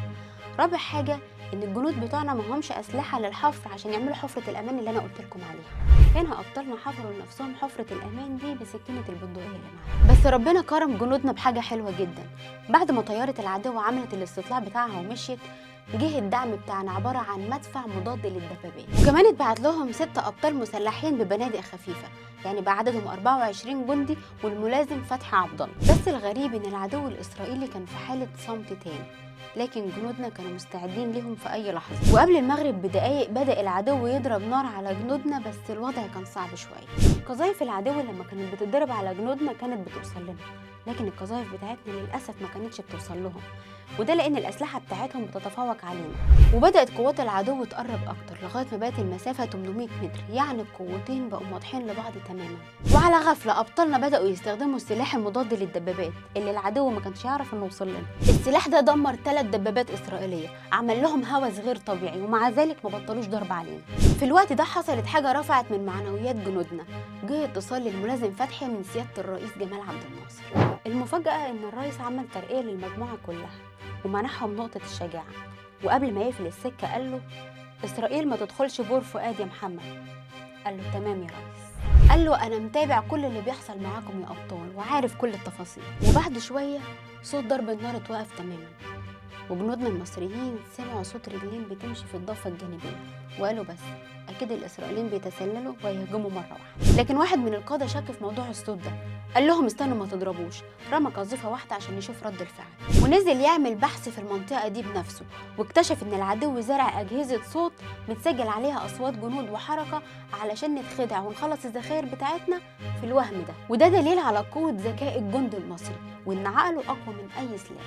الرقيب حسني سلامة خد باله إن في 7 جنود إسرائيليين قدروا يتسللوا ويبقوا في ظهر جنودنا. هنا صرخ لزمايله بصوت عالي وقال لهم: اليهود ورانا، خد لك ساتر واستعد. لكن سمعوا واحد منهم بيقول له: اثبت مكانك وسلم سلاحك وهنسيبك تخرج منها بسلام. انت متخيل يا صاحبي ان العسكري اليهودي بيهدد العسكري المصري بيقول له: ارمي سلاحك وسلم نفسك؟ طيبين قوي العيال دول. فوق يالا، ده الشاب المصري لو حط عليك هيفوقك. الرقيب حسني سلامة رفع مدفع الجرينوف وفرغ الخزنة كلها عليهم وعم الهدوء بعد ما ال7 الإسرائيليين اتصفوا. مش بس كده، ده كمان الجنود بتوعنا اتسلوا على الدبابات بتاعتهم ووجهوا المدفع لدبابات العدو وخلوا الدبابات بتاعتهم كلها مولعة نار. هنا قوات العدو أدركوا إنهم دخلوا الجحيم برجليهم، وكانت الخسائر شديدة واللي اتبقى منهم قدر يهرب. وانتصروا جنودنا على أشرس هجمة فجائية وبأقل الإمكانيات. كده حكايتنا خلصت، بس طالما بنتكلم عن أبطال مصريين تبقى حكايتنا متنتهيش. ألف سلام وتحية لكل أبطالنا المصريين. قائد العملية جمع الرجالة وقال لهم: يا عالم هنتقابل تاني ولا لأ؟ جاب لهم عشاء وقعدوا كلوا لقمة مع بعض وسموه العشاء الأخير. على الرغم ان اليهود شافوا مننا عمليات ناجحة كتير، الا ان كبريائهم رافض انهم يعترفوا بده، وكانوا دايما يوصفوا الجنود المصريين انهم اضعف بكتير انهم يعملوا اي عملية فيهم. عشان كده الرئيس عبد الناصر قال في اجتماع للقادة انه عايز يدي اليهود درس بس قاسي شوية، وهو ان يعمل عملية في عز النهار وقدام العالم كله. وكانت اهداف العملية 3 حاجات. اول حاجة تدمير دورية اسرائيلية، تاني حاجة اسر جند اسرائيلي، تالت حاجة رفع علم مصر على أرض سيناء المحتلة. وتم اختيار قائد المجموعة وهو الفدائي محمود عواد، وبدأ يستعد للعملية. بس حصل حاجة غريبة كده في أول نوفمبر. أبطالنا وهم سهرانين وبيستعدوا للعملية سمعوا أصوات غريبة على الضفة التانية للعدو، عبارة عن أصوات مدرعات وأنوار كشافات، كانت بتبتدي من الساعة 12 تخلص 3 الفجر. وده خلى جنودنا في أقصى درجة من الاستعداد، لأنهم حسوا إنه يبقى فيه هجوم مفاجئ في أي وقت. بس الغريب إن مفيش حاجة حصلت، وتكرر الموضوع ده حوالي 3 أيام وبرضه مفيش حاجة بتحصل، والموضوع بيتكرر بنفس التفاصيل. وده خلى 2 من أبطالنا إنهم يغامروا ويروحوا بنفسهم يشوفوا إيه الحكاية بالظبط. وتقدم الفدائي مصطفى أبو هاشم ومحمود عواد، وخدوها سباحة طول الليل لحد ما وصلوا للضفة بتاعة العدو. وأول لما وصلوا اكتشفوا اكتشاف رخيص قوي قوي. اليهود عاملين كشافات ألوان متوجهة علينا علشان يوهمونا إن في دوريات شغالة طول الوقت، والأدهى من كده إنهم لقوا مكبرات صوت ضخمة عشان تبعت لنا أصوات وهمية تخلي أبطالنا مشدودين الأعصاب طول الوقت. وأبطالنا لما اكتشفوا الخطة الساذجة دي حب يعلموا عليهم، فكوا مكبر صوت وخدوه معاهم وهم ماشيين، ما هم ابطالنا برضو مش سهلين. وفي نفس الوقت اتاخد قرار بتنفيذ العمليه، والابطال بتوعنا كانوا مستعدين وهم عارفين انهم رايحين ومش راجعين. وده اللي خلى القائد بتاعهم يقول لهم ان احنا احتمال كبير قوي اننا نروح ما نرجعش. فطلع واحد من الابطال بتوعنا وقال له طب يا فندم طالما مش راجعين ما تعزمنا على حاجه حلوه. فطلب لهم عشوه حلوه وسموها العشاء الاخير. وبعد دقايق جالهم مكالمه من الرئيس جمال عبد الناصر وبيقول لهم ان الجيش والشعب المصري كله بيدعي لهم لانهم داخلين عمليه صعبه قوي هترفع راس مصر وتكسر عين اليهود قدام العالم كله. وكانت المكالمه هي شعله الانطلاقه في قلب كل بطل، وبداوا يستعدوا للعمليه يوم 5 نوفمبر سنه 69. واول 2 نزلوا هو الفدائي محمود عواد والفدائي محمد سرحان اللي كانت شهرته في الجيش وقتها ميمي سرحان، لانهم اكتر 2 عندهم مهاره السباحه. وبمجرد ما وصلوا للضفه الثانيه كانوا رابطين على وسطهم حبل مربوط بالقارب اللي عليه زمايلهم، واول لما وصلوا شدوا القارب. وبعد ما وصلوا كانوا لازم يعدوا خط بارليف اللي كان مليان صعوبات كتير واجهزه مراقبه بترصد اي حركه غريبه بتحصل. وللاسف عن طريق الخطا واحد من ابطالنا رجليه خبطت في سلك اعصاري، وده عمل انذار لليهود ان في اختراق. بس الغريب ان مفيش اي رد فعل من العدو، وابطالنا فضلوا مكملين لما لقوا ان مفيش حاجه. واول ما وصلوا زرعوا الالغام على طريق الدوريه وحفروا حفره لعلم مصر، لكن الدوريه اتاخرت عن ميعادها وده مش معتاد. ولما الجنود بتوعنا حسوا بكده كلموا القاده، رد عليهم القاده وقال لهم ارجعوا والغوا العمليه فورا لان ده معناه ان انتوا اتكشفتوا وفي خطر على حياتكم. لكن الابطال ما نفذوش الاوامر، قفلوا اللاسلكي ورموه وقالوا هنكمل العمليه مهما كانت النتيجه، احنا كده كده رايحين وعاملين حسابنا اننا ما نرجعش. وبعد شويه لقوا الدوريه جايه عليهم، بس اكتشفوا حاجه غريبه. على حسب المعلومات والاستطلاع اللي جايه لهم انه دايما بيكون معاهم كلب واحد لاكتشاف الالغام، المره دي بالذات معاهم 5 كلاب. والحاجه الثانيه ان معلوماتهم بتقول ان كل مدرعه والثانيه بيكون ما بينها من 4 ل 5 متر، المره دي ما بين كل مدرعه والثانيه من 10 ل 15 متر، وده معناه ان العدو كشفهم وعمل حسابه للاشتباك معاه. وهنا بقى يجي دور مهاره وكفاءه الجند المصري. الدوريه وهي بتتحرك كلب من الكلاب اتعرف على لغم وقرب منه، والعسكري الاسرائيلي المصاحب للكلب كان هيبلغ عن اللغم، وده معناه ان العمليه فشلت. وقرر البطل مصطفى ابو هاشم انه يضرب العسكري الاسرائيلي برصاصه في صدره، ولما عمل كده بدأت المعركة وبدأ التعاون ما بين جنودنا وعساكر اليهود اللي اترعبوا من أبطالهم، لدرجة إن في مجنزرة فقدت السيطرة على نفسها وداست على لغم واتفجر باللي فيه، وده زود الرعب أكتر. والأبطال ضربوا على باقي الدورية لحد ما قدروا إنهم يخلصوا عليهم كلهم، وقدروا يحافظوا على حياة جندي إسرائيلي ياخدوه أسير، ورفعوا علم مصر على أرض سيناء المحتلة. ولما جنودنا على الضفة الثانية شافوا علم مصر بيرفرف على أرض سيناء رفع من معنوياتهم جدا. وهنا المتحدث العسكري باسم الجيش الإسرائيلي طلع وقال إن الجيش المصري اتسبب لهم في خسائر كبيرة جدا، وتمت العملية بنجاح، وأبطالنا رفعوا اسم مصر وكسروا عين اليهود. لحد هنا كده وخلصت حكايتنا النهارده، بس طالما بنتكلم عن ابطال مصريين تبقى حكاياتنا ما بتنتهيش. الف سلام وتحيه لكل الجيش المصري. اكبر معركه حصلت منذ الحرب العالميه الثانيه وتسببت في خسائر كبيره جدا للاسرائيليين من مدرعات ودبابات وارواح، وهي واحده من اهم واصعب معارك حرب اكتوبر، وهي معركة المزرعة الصينية. بس خليني في الأول أقول لكم هي ليه اتسمت بالاسم ده. المنطقة كانت محطة تجريبية زراعية اتأسست في الخمسينات عشان دراسة طرق الري والزراعة في صحراء سيناء. أثناء الاحتلال الإسرائيلي لأرض سيناء لقوا الجنود الإسرائيليين آليات مكتوب عليها باللغة اليابانية، فاعتقدوا ان الحروف دي صينيه، وعشان كده اتسمت في الخرائط العسكريه بتاعتهم باسم المزرعه الصينيه. ورغم مرور نص قرن على المعركه دي الا انها ما قالتش كل اسرارها عشان تفضل باجماع من المصريين والاسرائيليين بانها صندوق حرب اكتوبر الاسود. ايه بقى اللي حصل في المعركه الشرسه دي، وازاي المصريين طبقوا خطه لاباده الدبابات الاسرائيليه؟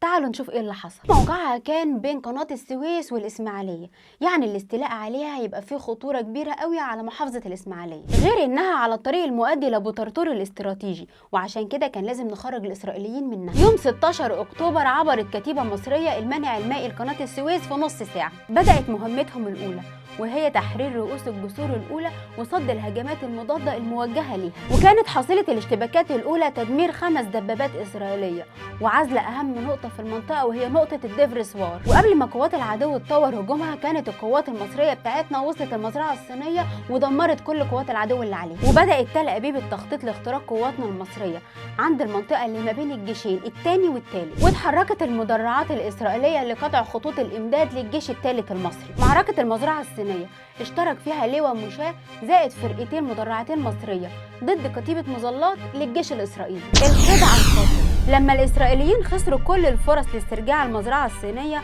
استدعوا كل الجنرالات والقادة بتوعهم علشان يحطوا خطة محكمة وحشد كتير من قواتهم بهدف تحقيق اختراق يوصلهم غرب القناة. وكانت الخطة الإسرائيلية قايمة على 3 مراحل. المرحلة الأولى وهي إن قوات أدان تبدأ مهاجمة الجناح الجنوبي للجيش المصري الثاني والجناح الشمالي للجيش المصري الثالث عشان يلخموهم عن قوة شارون. المرحلة الثانية إن قوات شارون تخترق القوات المصرية وتأمن المنطقة بعمل جسر عائم على جوانب القناة. استخدموا القوارب المطاطية عشان قوات شارون تعبر القناة بالمرحلة الثالثة وتنسحب قوات أدان لمنطقة الممرات.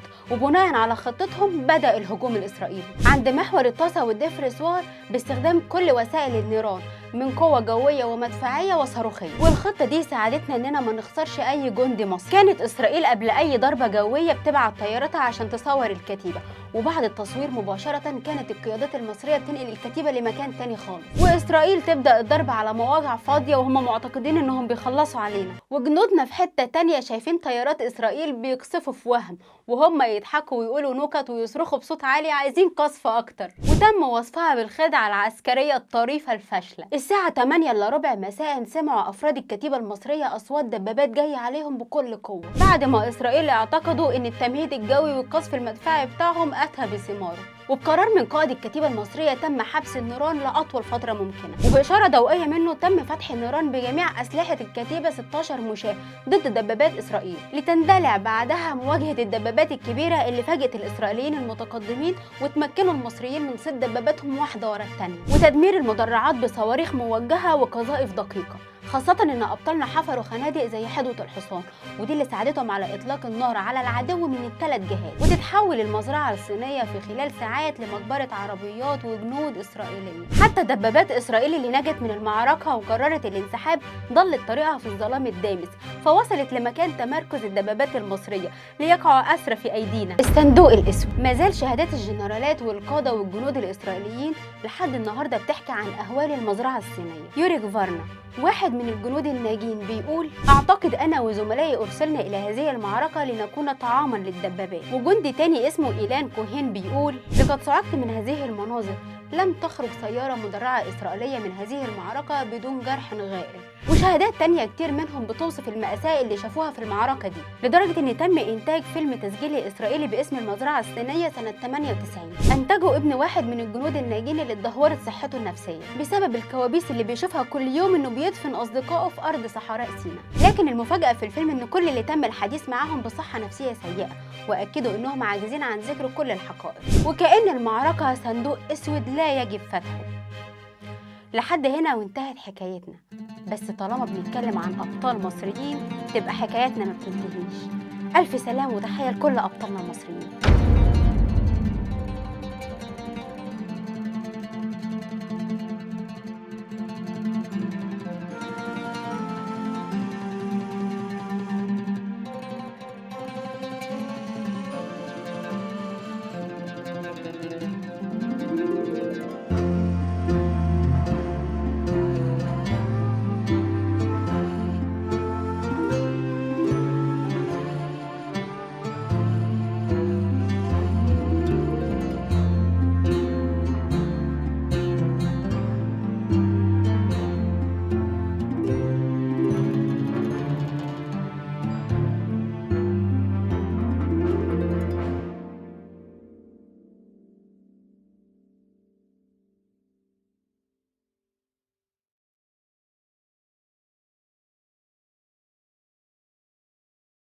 لقب بأسطورة الصاعقة المصرية وقائد سلاح العمليات الخاصة في حرب أكتوبر وقائد المجموعة 39 قتال الشهيرة بأداء العمليات الانتحارية.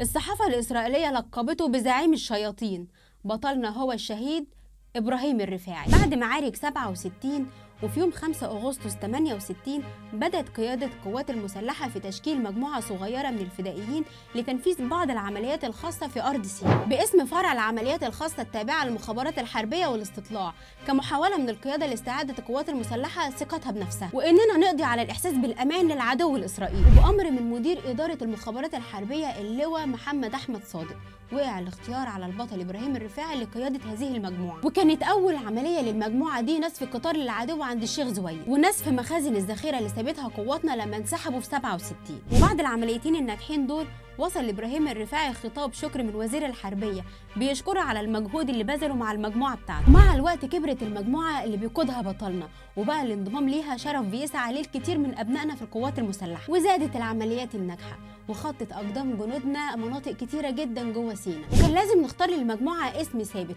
وبالفعل أطلق عليها اسم المجموعة 39 قتال. وفي سنة 68 كان الرفاعي ورجالته أصحاب الفضل في أسر أول ضابط إسرائيلي وهو كان الملازم داني شمعون. وفي سنة 68 نشرت إسرائيل مجموعة صواريخ أرض لإجهاض أي عملية بناء للقوات المسلحة. وبالرغم إن إسرائيل كانت متشددة في إخفاء الصواريخ بكل وسائل التمويه والخداع، إلا إن وسائل الاستطلاع بتاعتنا كشفت الكثير منها، والعملية دي جننت العدو وبسببها تم عزل القائد الإسرائيلي المسؤول عن قواعد الصواريخ. ولما استشهد الفريق أول عبد المنعم رياض طلب عبد الناصر رد فعل سريع وقوي عشان معنويات الجيش ما تتأثرش باستشهاد القائد بتاعه، فعبر الرفاعي القناة هو ورجالته واحتل منطقة النقطة 6 اللي أطلقت منها القذائف اللي تسببت في استشهاد عبد المنعم رياض، وأباد كل اللي كان على الموقع من جنود وضباط، وكان عددهم 44 عنصر إسرائيلي. حتى إسرائيل من هول العملية وضخامتها اتقدمت باحتجاج لمجلس الأمن يوم 9 مارس 69 بتقول لهم فيه ان جنودهم تم قتلهم بطريقه وحشيه. والرفاعي ما اكتفاش بكده ورفع علم مصر على حيطان النقطه 6 بعد تدميرها، وفضل العلم يرفرف 3 شهور. ومع دخول اغسطس 1970 بدات الاصوات تعلو من جميع انحاء العالم بتنادي بالسلام، والرفاعي في حته تانية خالص بيحط برامج جديده للتدريب وبيرسم خطط للهجوم. كانوا بينادوا بالسلام وهو في حته تانية بيستعد هو ورجالته للحرب، لانه كان دايما بياكد لهم ان الطريق الوحيد لاستعاده الارض والكرامة هو القتال، وكان على يقين ان المعركة جاية ولازم يكون مستعد هو ورجالته في انتظار المعركة. وبدأت معركة حرب أكتوبر المجيدة، ومع الضربة الجوية الأولى وصيحات الله أكبر انطلقت كتيبة الصاعقة اللي بيقودها البطل بتاعنا في 3 طيارات هليكوبتر لتدمير أبار البترول في منطقة بلاعيم وحرمان العدو من الاستفادة منها، ونجحوا أبطالنا في تنفيذ العملية. في 18 أكتوبر طلب الرئيس أنور السادات من إبراهيم الرفاعي إنه يعبر القناة ويوصل لمنطقة الدفرسوار ويدمر الموقع اللي أقامه العدو، والبطل ما خذلش الرئيس وقدر بالفعل هو ورجالته يدمر المعبر ويوقف الزحف الإسرائيلي لمنطقة الدفرسوار وينهي المذابح اللي تسبب فيها العدو، لدرجة إن شارون قائد المجموعة الإسرائيلية وقتها ادعى الإصابة وهرب في طيارة هليكوبتر من جحيم الرفاعي. وده خلى القائد جونين قائد الجبهة الإسرائيلية في الوقت ده يؤمر بمحاكمة شارون لهروبه من المعركة. ولما كان رجال المجموعة القتالية في معركة مع مدرعات العدو الصهيوني فوقعت قنبلة من مدرعة إسرائيلية جنب موقع البطل إبراهيم الرفاعي فسقط جريحا، وبالرغم من كده رفض ان رجالته ينقذوه وطلب منهم انهم يستمروا في المعركة. ولما السادات عرف طلب نقله فورا للقاهرة، لكنه استشهد يوم 23 رمضان. والله يرحمه كان بيؤمر الجنود بالافطار، لكن هو كان بيكمل صيامه وما بيفطرش. واحد من احد قيادات المجموعة بيحكي لحظات استشهاد البطل وبيقول الرفاعي كان دايما يلبس بيادة لونها مختلف عن باقي المجموعة، ولما الزملاء شافوا بيادته بلغوه باللاسلكي انه هو اتصاب، فسمعوهم اليهود وكانت فرحتهم باللي حصل ما تتوصفش، واطلقوا الهوانات الكاشفة احتفالا بالمناسبة وراحوا بيه مستشفى الجلاء والدم مالي صدره. رحم الله شهداء الوطن. لحد كده وانتهت حلقتنا النهارده، بس طالما بنتكلم عن ابطال مصريين تبقى حكاياتنا ما بتنتهيش. الف سلام وتحيه لكل ابطالنا المصريين.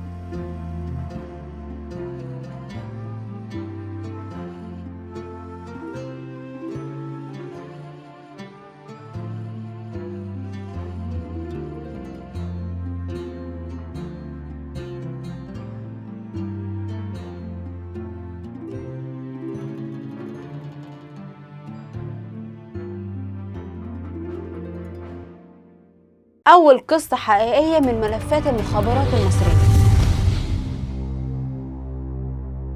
الجاسوس الفنان اللي عبر قناة السويس عشان يسلم نفسه للجيش الإسرائيلي متبرعا بالخيانة. بعد نكسة 5 يونيو سنة 1967 اللي حلت بالجيش المصري، كان أحمد الرسام بيراقب ضفة القناة وكان شايف إن الجانب الآخر هو طوق النجاة من مصير، وكان ضابط شاب في سلاح الإشارة. فجأة قرر أحمد يعبر القناة لوحده، بس مش كمقاتل، كصديق وخاين لوطنه. وعشان عارف مكان حقول الألغام مشي في أماكن آمنة وخلع حذائه العسكري ورماه ونط في المية في اتجاهه للشاطئ اللي بيودي للعدو. وأول لما وصل للضفة التانية بقى يجري، بس مش خوف من العدو، خوف ليكون الجيش المصري رصده. وبعد ساعتين مشي قابل دورية إسرائيلية وسلم نفسه ليهم. تاني يوم بقى قائد كتيبته اكتشف الأمر وتبين إن أحمد ولا هو مخطوف ولا هربان، وإنه راح الشاطئ التاني عند العدو. بعد ساعات كانت المخابرات الحربية اتدخلت في الموضوع واتعمل تحقيق مع زمايله وتم دراسة ملفه أكتر من مرة. فضل أحمد أيام كتيرة في بئر 7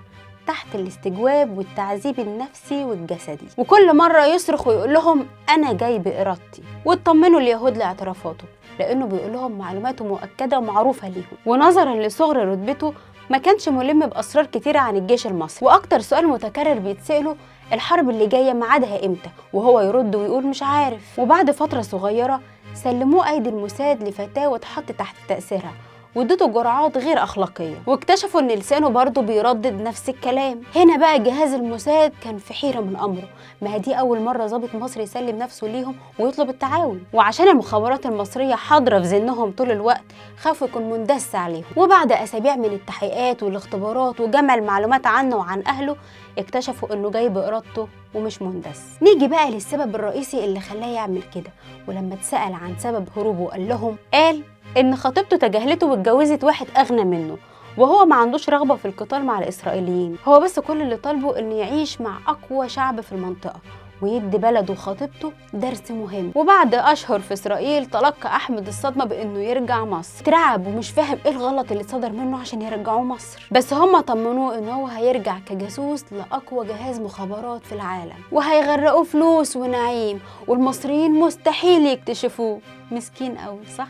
رجع أحمد اسكندرية في نص عام 69 وكان مطالب منه إنه يختلط بأوساط البحارة عشان يعرف منهم معلومات عن البحرية المصرية وتسليحها. وبما إنه موهوب في الرسم فاستغل ده كغطاء يستخبى فيه. كان أحمد بيقعد على الكورنيش زيه زي غيره، بس عينه بتتابع الميناء الحربي. واستخدم الحبر السري في الأول، وبعد كده أخد من العدو جهاز إرسال صغير متقدم نظرا لأهمية المعلومات اللي بيبعتها والسرية. وفي مبنى المخابرات المصرية جالهم معلومات إن في جهاز بيبعت إشارات في اسكندرية وجاري التحقق عنه. وكان أحمد بيرسل إشاراته من أي مكان من غير قيود.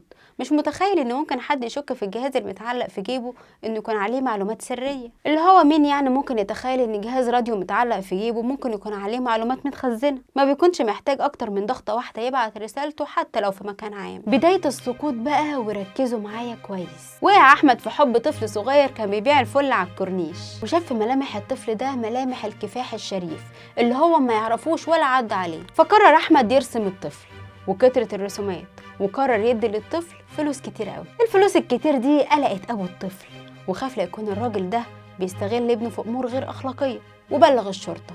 والبلاغ عدى على الشرطة مرور الكرام. لكن كان في راجل من المخابرات مصحصح للطفل وبيسمعه كويس، وهو بيوصف الرسام وبيقول انه من غير شنب ودقن هيبقى شبه ضابط خاين معروف. واتحط احمد تحت المراقبه. راح اسكندريه واحد من ضباط مكافحه الجاسوسيه عشان يتابع التحقيق، وفي الفتره دي احمد ما عملش اي حاجه تثير الشبهات حواليه، لدرجه ان ضابط المخابرات شك انه موضوع عادي وده مجرد تشابه بينه وبين الضابط الخاين. ومع ذلك فضل مهتم بمراقبته لانه عارف ان في جاسوس في اسكندريه واشارات اللاسلكي مستمره. قرر الضابط يعمل كمين لاحمد الرسام وحط في طريقه بشاويش بحريه، وهو في الاصل ضابط مخابرات متخفي. وفي احدى المقاهي الاتنين قعدوا واتعرفوا على بعض، والشاويش اتكلم معاه عن المدمره اللي شغال عليها وعن تسليحها. هنا احمد اسم الله عليه تخيل انه قدام صيده غاليه قوي ويقدر من خلالها يعرف معلومات بفلوس اكتر بكتير. الطمع والجشع خلى احمد يصاحب الشاويش، واعترف لأحمد بوصول مدافع جديدة مخصصة للجيوش الميدانية، فاتغفل أحمد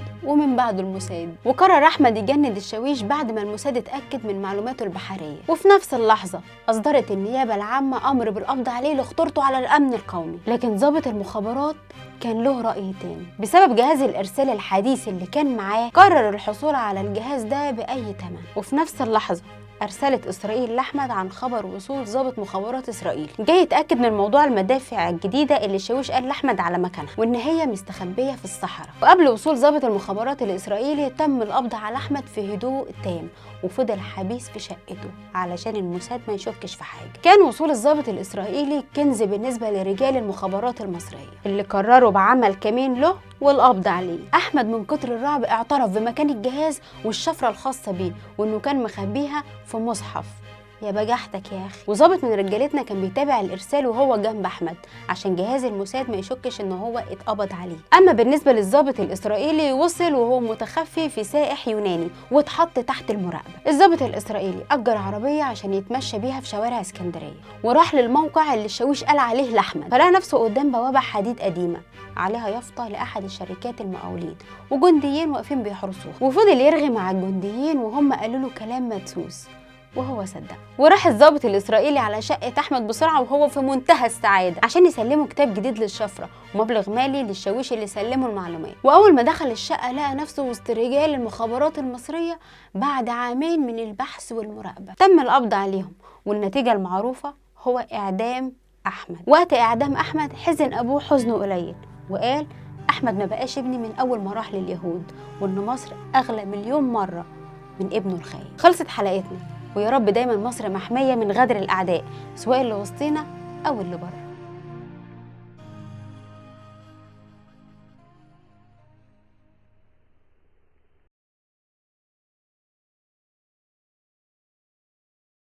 $3 جنيه إلا 7 ساغ كانت قيمة المرتب الشهري للبطل بتاعنا في الوقت ده. ورغم كده قدر هو وزمايله إنهم يخسروا العدو ملايين، وكمان احبطوا اكتر من عمليه اختراق للجيش المصري. تعالوا نسمع قصته. البطل فتح الله عبد اللطيف ميرا تم تجنيده سنه 71 وكان مركز تدريبه في المعادي، واول حاجه اتعلموها انهم يعملوا حفر في الارض عشان يتحاموا فيها لو حصل اي هجوم من العدو. ولما سال البطل ايه لازمتها كانت الاجابه صادمه، وهو ان تم الهجوم علينا اكتر من مره، وساعتها عرف اهميه الحفر وعمل لنفسه حفرة، وتم تدريبه هو وزمايله على طريقة الهجوم والدفاع. في الوقت ده كان مرتبه هو وزمايله 3 جنيه إلا 7 ساغ، وكانوا مقيمين في خيمة مقطعة لا قادرة تحميهم من نار الشمس ولا تحميهم من برد الشتاء. تخيلوا إن كل خيمة فيها 18 عسكري كانوا بيعانوا من أزمة شديدة في الأكل، بس طبعا من عادة الجندي المصري بيقدر يكيف نفسه في كل الأوضاع وأسوأها. وخلصت فترة التدريب بتاعته وكان من نصيبه إنه يتوزع على بورسعيد. وأول لما بطلنا بدأ خدمته الحقيقية فكانت في راس العش. اللي بيحكوا بيقول إنه أول لما شاف برج كبير عليه علم إسرائيل حس بحزن وألم جواه، ده غير حالة التقشف والمعاناة اللي كان بيعاني منها هو وزمايله. في المقابل شايف جنود العدو عايشين في حالة عالية من الرفاهية، وكان كل يوم جنود العدو تضرب على جنودنا بالنص بوصة لمدة ساعتين وكأنهم بيتسلوا علينا. بيحكي بطلنا فتح الله ميرا انه في يوم كان واقف عند الكانتين هو وزمايله بيشتروا طلباتهم، وحضر قائد الكتيبة. والمتعارف عليه في الوقت ده ان بمجرد ما قائد الكتيبة بيحضر بيبقى وقت الاستراحة انتهى وكل عسكري بيلزم مكانه. وده اللي حصل فعلا، كل العساكر رجعت الا عسكري واحد فضل واقف عند الكانتين، وما خدش باله ان كل العساكر رجعت اماكنها والقائد واقف. فنده عليه قائد الكتيبه وساله عن بياناته وجاوب عليه بكل سهوله، لكن القائد شك في امر العسكري ده وامره انه يقلع الكاب بتاعه. ولما قلع الكاب القائد شاف العسكري شعره طويل شويه ولونه اصفر، وهنا زاد الشك جوه القائد وأمر بحبسه لغاية لما يعرف ايه قصته. ومع التحقيقات اكتشفنا ان الجندي ده اسرائيلي مزروع جوه الجيش المصري، ومسكوا معاه جهاز لاسلكي عشان ينقل كل معلومات عن جنودنا، وتم التعامل معاه فورا. على فكرة جنود العدو عملوا محاولات كتير لاختراق الجيش المصري، وكل محاولاتهم ما كانتش بتكمل، كانت بتفشل. لان بطلنا بيحكي وبيقول انهم في مرة سمعوا صوت انفجار عالي، راحوا يشوفوا فيه ايه، عرفوا ان عسكري اسرائيلي حاول اختراق صفوف الجيش المصري وغلط وداس على لغم اتفجر فيه. وفضل الوضع على هذا الحال لحد يوم 5 اكتوبر 73، وبطلنا هو والمجموعه بتاعته قاعدين ورا ساتر تراب. والساعه 2 بالليل جه قنباشي نده على فتح الله باسمه من غير رتبه وقال له خد المجموعه اللي معاك وارجع السريه فورا. وده اثار فضول بطلنا وقال له انت ليه بتنادي علينا باسمائنا من غير رتبنا؟ قال له الاوامر جايه كده، من دلوقتي كل الجيش هيتنادى عليه باسمه من اول العسكري لحد القائد. وده طبعا تمويه للعدو عشان ما يعرفش مين القائد ومين العسكري. ولما رجع بطلنا والمجموعه اللي معاه للسريه اتفاجئ بكتائب كتير موجوده في الوقت ده، من رجال مظلات وفرق طبيه ورجال صعقه ومعدات واجهزه واسلحه وقوارب مطاطيه وشنط معدنيه كبيره مليانه ذخيره. وفضل الوضع في حاله من التوتر شديده لحد ظهر يوم 6 اكتوبر، واتفاجئ بطلنا بطيران الجيش المصري طالع على العدو وبيضرب بكل قوه عشان يحموا باقي جنودنا انهم يعبروا القناه، وقدروا يعدوا. وبدأت الاشتباكات بين جنودنا وقوات العدو بكل قوة وشراسة، وأقسم أبطالنا في الوقت ده إنهم ما يسيبوش جند إسرائيلي حي. وبيحكوا كتير من أبطالنا قد إيه كان جواهم في اللحظة دي روح انتقام شديدة كانت موصلاهم إنه ممكن يرموا سلاحهم في الأرض ويمسكوا في العدو وينهشوا فيه بإيديهم وأسنانهم، لدرجة إن أحد التقارير الإسرائيلية قالت إن في بعض الجنود ماتوا بسكتة قلبية من الرعب اللي شافوه في عيون البطل المصري. والنصر اتحقق على إيد خير أجناد الأرض، الجيش المصري. وبكده خلصت حلقتنا النهارده، بس طالما بنتكلم عن أبطال مصريين تبقى حكاياتنا ما بتنتهيش. ألف سلام وتحية لكل أبطالنا المصريين.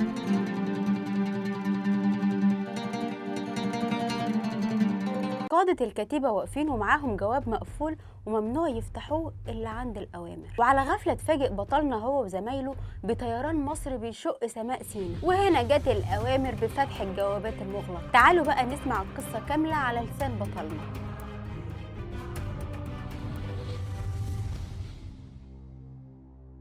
البطل أحمد رشدي بيحكي الساعات الأولى في حرب أكتوبر 73، والساعة 5:30 بالظبط ظهرت أول طيارة معادية للكتيبة، وكانت أول طيارة يتعاملوا معاها في لحظات القتال، وتم إسقاطها فورا. وكان صوت انفجارها مصاحب بصيحات أبطالنا الله أكبر الله أكبر. وفضلت كتيبة البطل أحمد رشدي ثابتة في موقعها لحد يوم 16 أكتوبر. كانت أفراد الكتيبة قاعدين طول اليوم في اشتباكات مستمرة مع العدو، وكانوا قاعدين أعلى التبة، يعني ولا كانوا مستخبين جوه دشم ولا جوه كباين. ورغم ذلك كان الوضع مستمر في الكتيبة رغم شراسة القتال مع العدو. لكن للأسف يوم 16 أكتوبر طيارة من العدو اخترقت موقع الكتيبة وقدرت تضرب صاروخ استهدف مطعم الكتيبة، وللأسف استشهد كل اللي فيه. وفي يوم 18 و19 أكتوبر كان الوضع اتغير وحصلت الثغرة، وفجأة جت الأوامر للكتيبة بإنها تتفك وتتحرك لشرق القناة عشان تساعد باقي قواتنا هناك. لكن بعد ما استعدت الكتيبة وفكت المعدات الخاصة بيها، لكن للأسف قامت طيارتين من العدو بإصابة هواء الكتيبة، وده من الصعب إصلاحه. بيحكي بطلنا بقى إن ده من أصعب الأيام الحزينة اللي مرت على الكتيبة كلها، لأن طيارات العدو ركزت ضرباتها على الكتيبة بشكل غير عادي، وده خلى بطلنا هو وزمايله يلجأوا لأحد الملاجئ اللي جنب الكتيبة. الملجأ ده بابه كان مغطى ببطانية،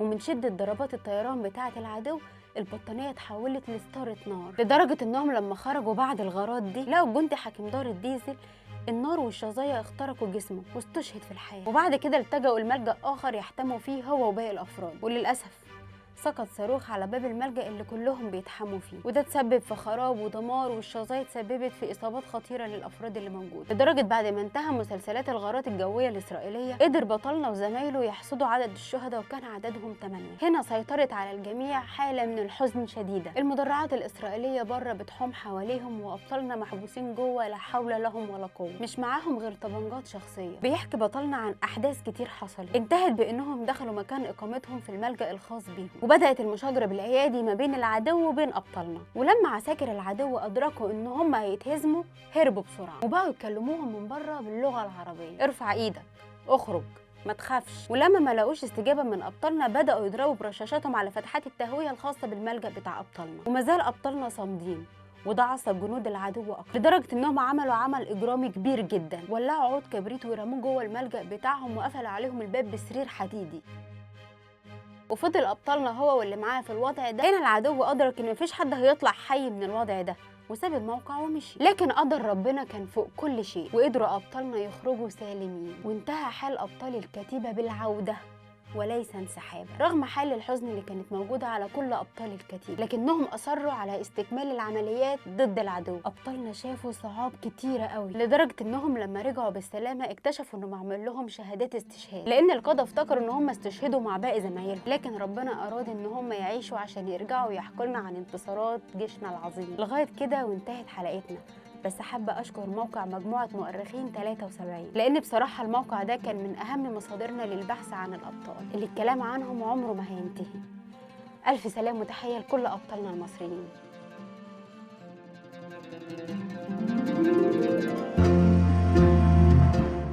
بطلنا تاه جوه الصحراء لمدة 6 شهور بعد ما تهاجم هو وكتيبته بدبابات وطيارات مرسوم عليها علم مصر، وتم أسره على إيد سيدة إسرائيلية برتبة عقيد.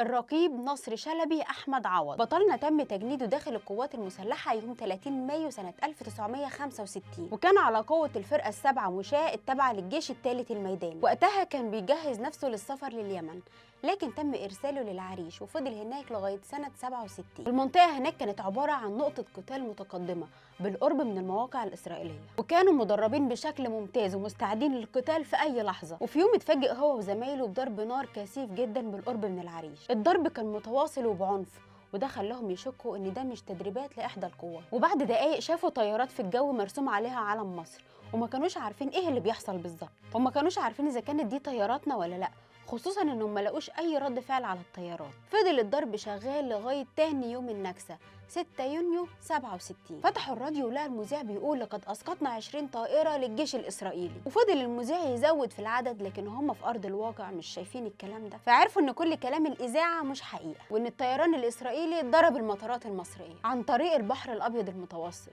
واننا فقدنا الغطاء الجوي تماما. وجات لهم تعليمات في وادي الجميل انهم يرصدوا القوات الاسرائيليه عشان يعرفوا قوتهم بالظبط، وابطالنا تتشابك معاهم ويشتتوا انتباههم. لكن تم الهجوم على ابطالنا وتحول الموقع كله لكوم تراب بعد ما تم ضربه بطيارات الاباتشي. وقتها ابطالنا كانوا متاثرين نفسيا بكل اللي بيحصل حواليهم، والجيش كان مشتت، وللاسف ما جات لهمش اي اوامر ولا حتى ذخيره يدافعوا بيها عن نفسهم. رجالتنا بيقعوا واحد ورا التاني قدام بعض، واللي كسر نفسهم ان الضرب كان جاي عليهم من مدرعات عليها علم مصر، وكأن العدو قاصد انه يموتهم بالحصر قبل ما يخلص عليهم. لكن قدر بطلنا هو واللي باقي من زمايله انهم يهربوا من الموت ودخلوا الصحراء، وللاسف تاهوا جوه الصحراء لمده 6 شهور، واستضافوهم اهالينا من البدو، ودول في منطقه البردويل قريبه من بورسعيد. وللاسف تم أسرهم على إيد سيدة إسرائيلية برتبة عقيد، وفضلوا تحت إيديها لمدة 2 في منطقة عيون موسى، وما قدرتش تاخد منهم أي معلومات، طبعا بعد ما شافوا كل أنواع التعذيب. لكن ولائهم لجيشهم ووطنهم كان أقوى من أي حاجة، لحد ما السيدة الإسرائيلية جه وقت نهاية خدمتها،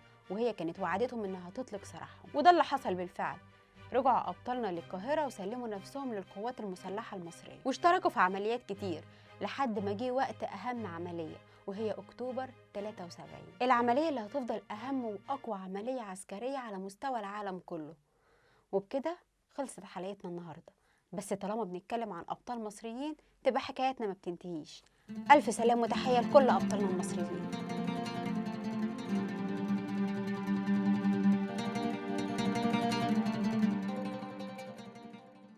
هنتكلم عن أقوى وأشرس الوحدات الخاصة بالجيش المصري، General Intelligence Security، اللي هي اختصارها GIS.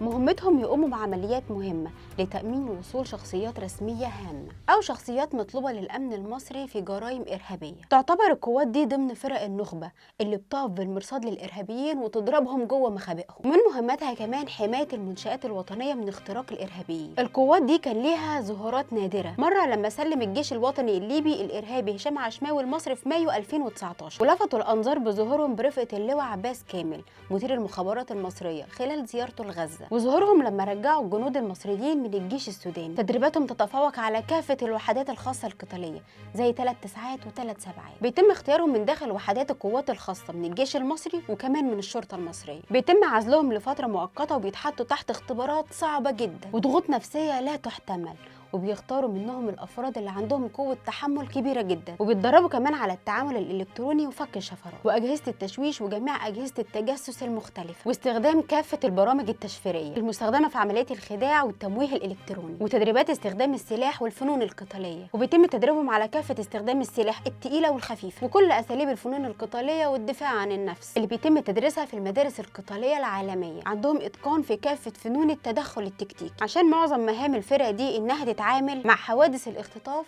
وتحرير الرهائن والتعامل مع الإرهابيين المصنفين بشدة خطورتهم. وجميع عناصر القوات دي من أمهر القناص. القوات دي دايما ملثمين وصعب تعرف ملامحهم أو عددهم ولا أي معلومة خاصة عنهم. حياتهم شديدة السرية، أجسامهم ضخمة ومرعبة، بياخدوا الأوامر من رئيس المخابرات المصرية أو رئيس الجمهورية. وبكده أكون قلت نبذة مختصرة عن قوات الGIS. تحيا مصر.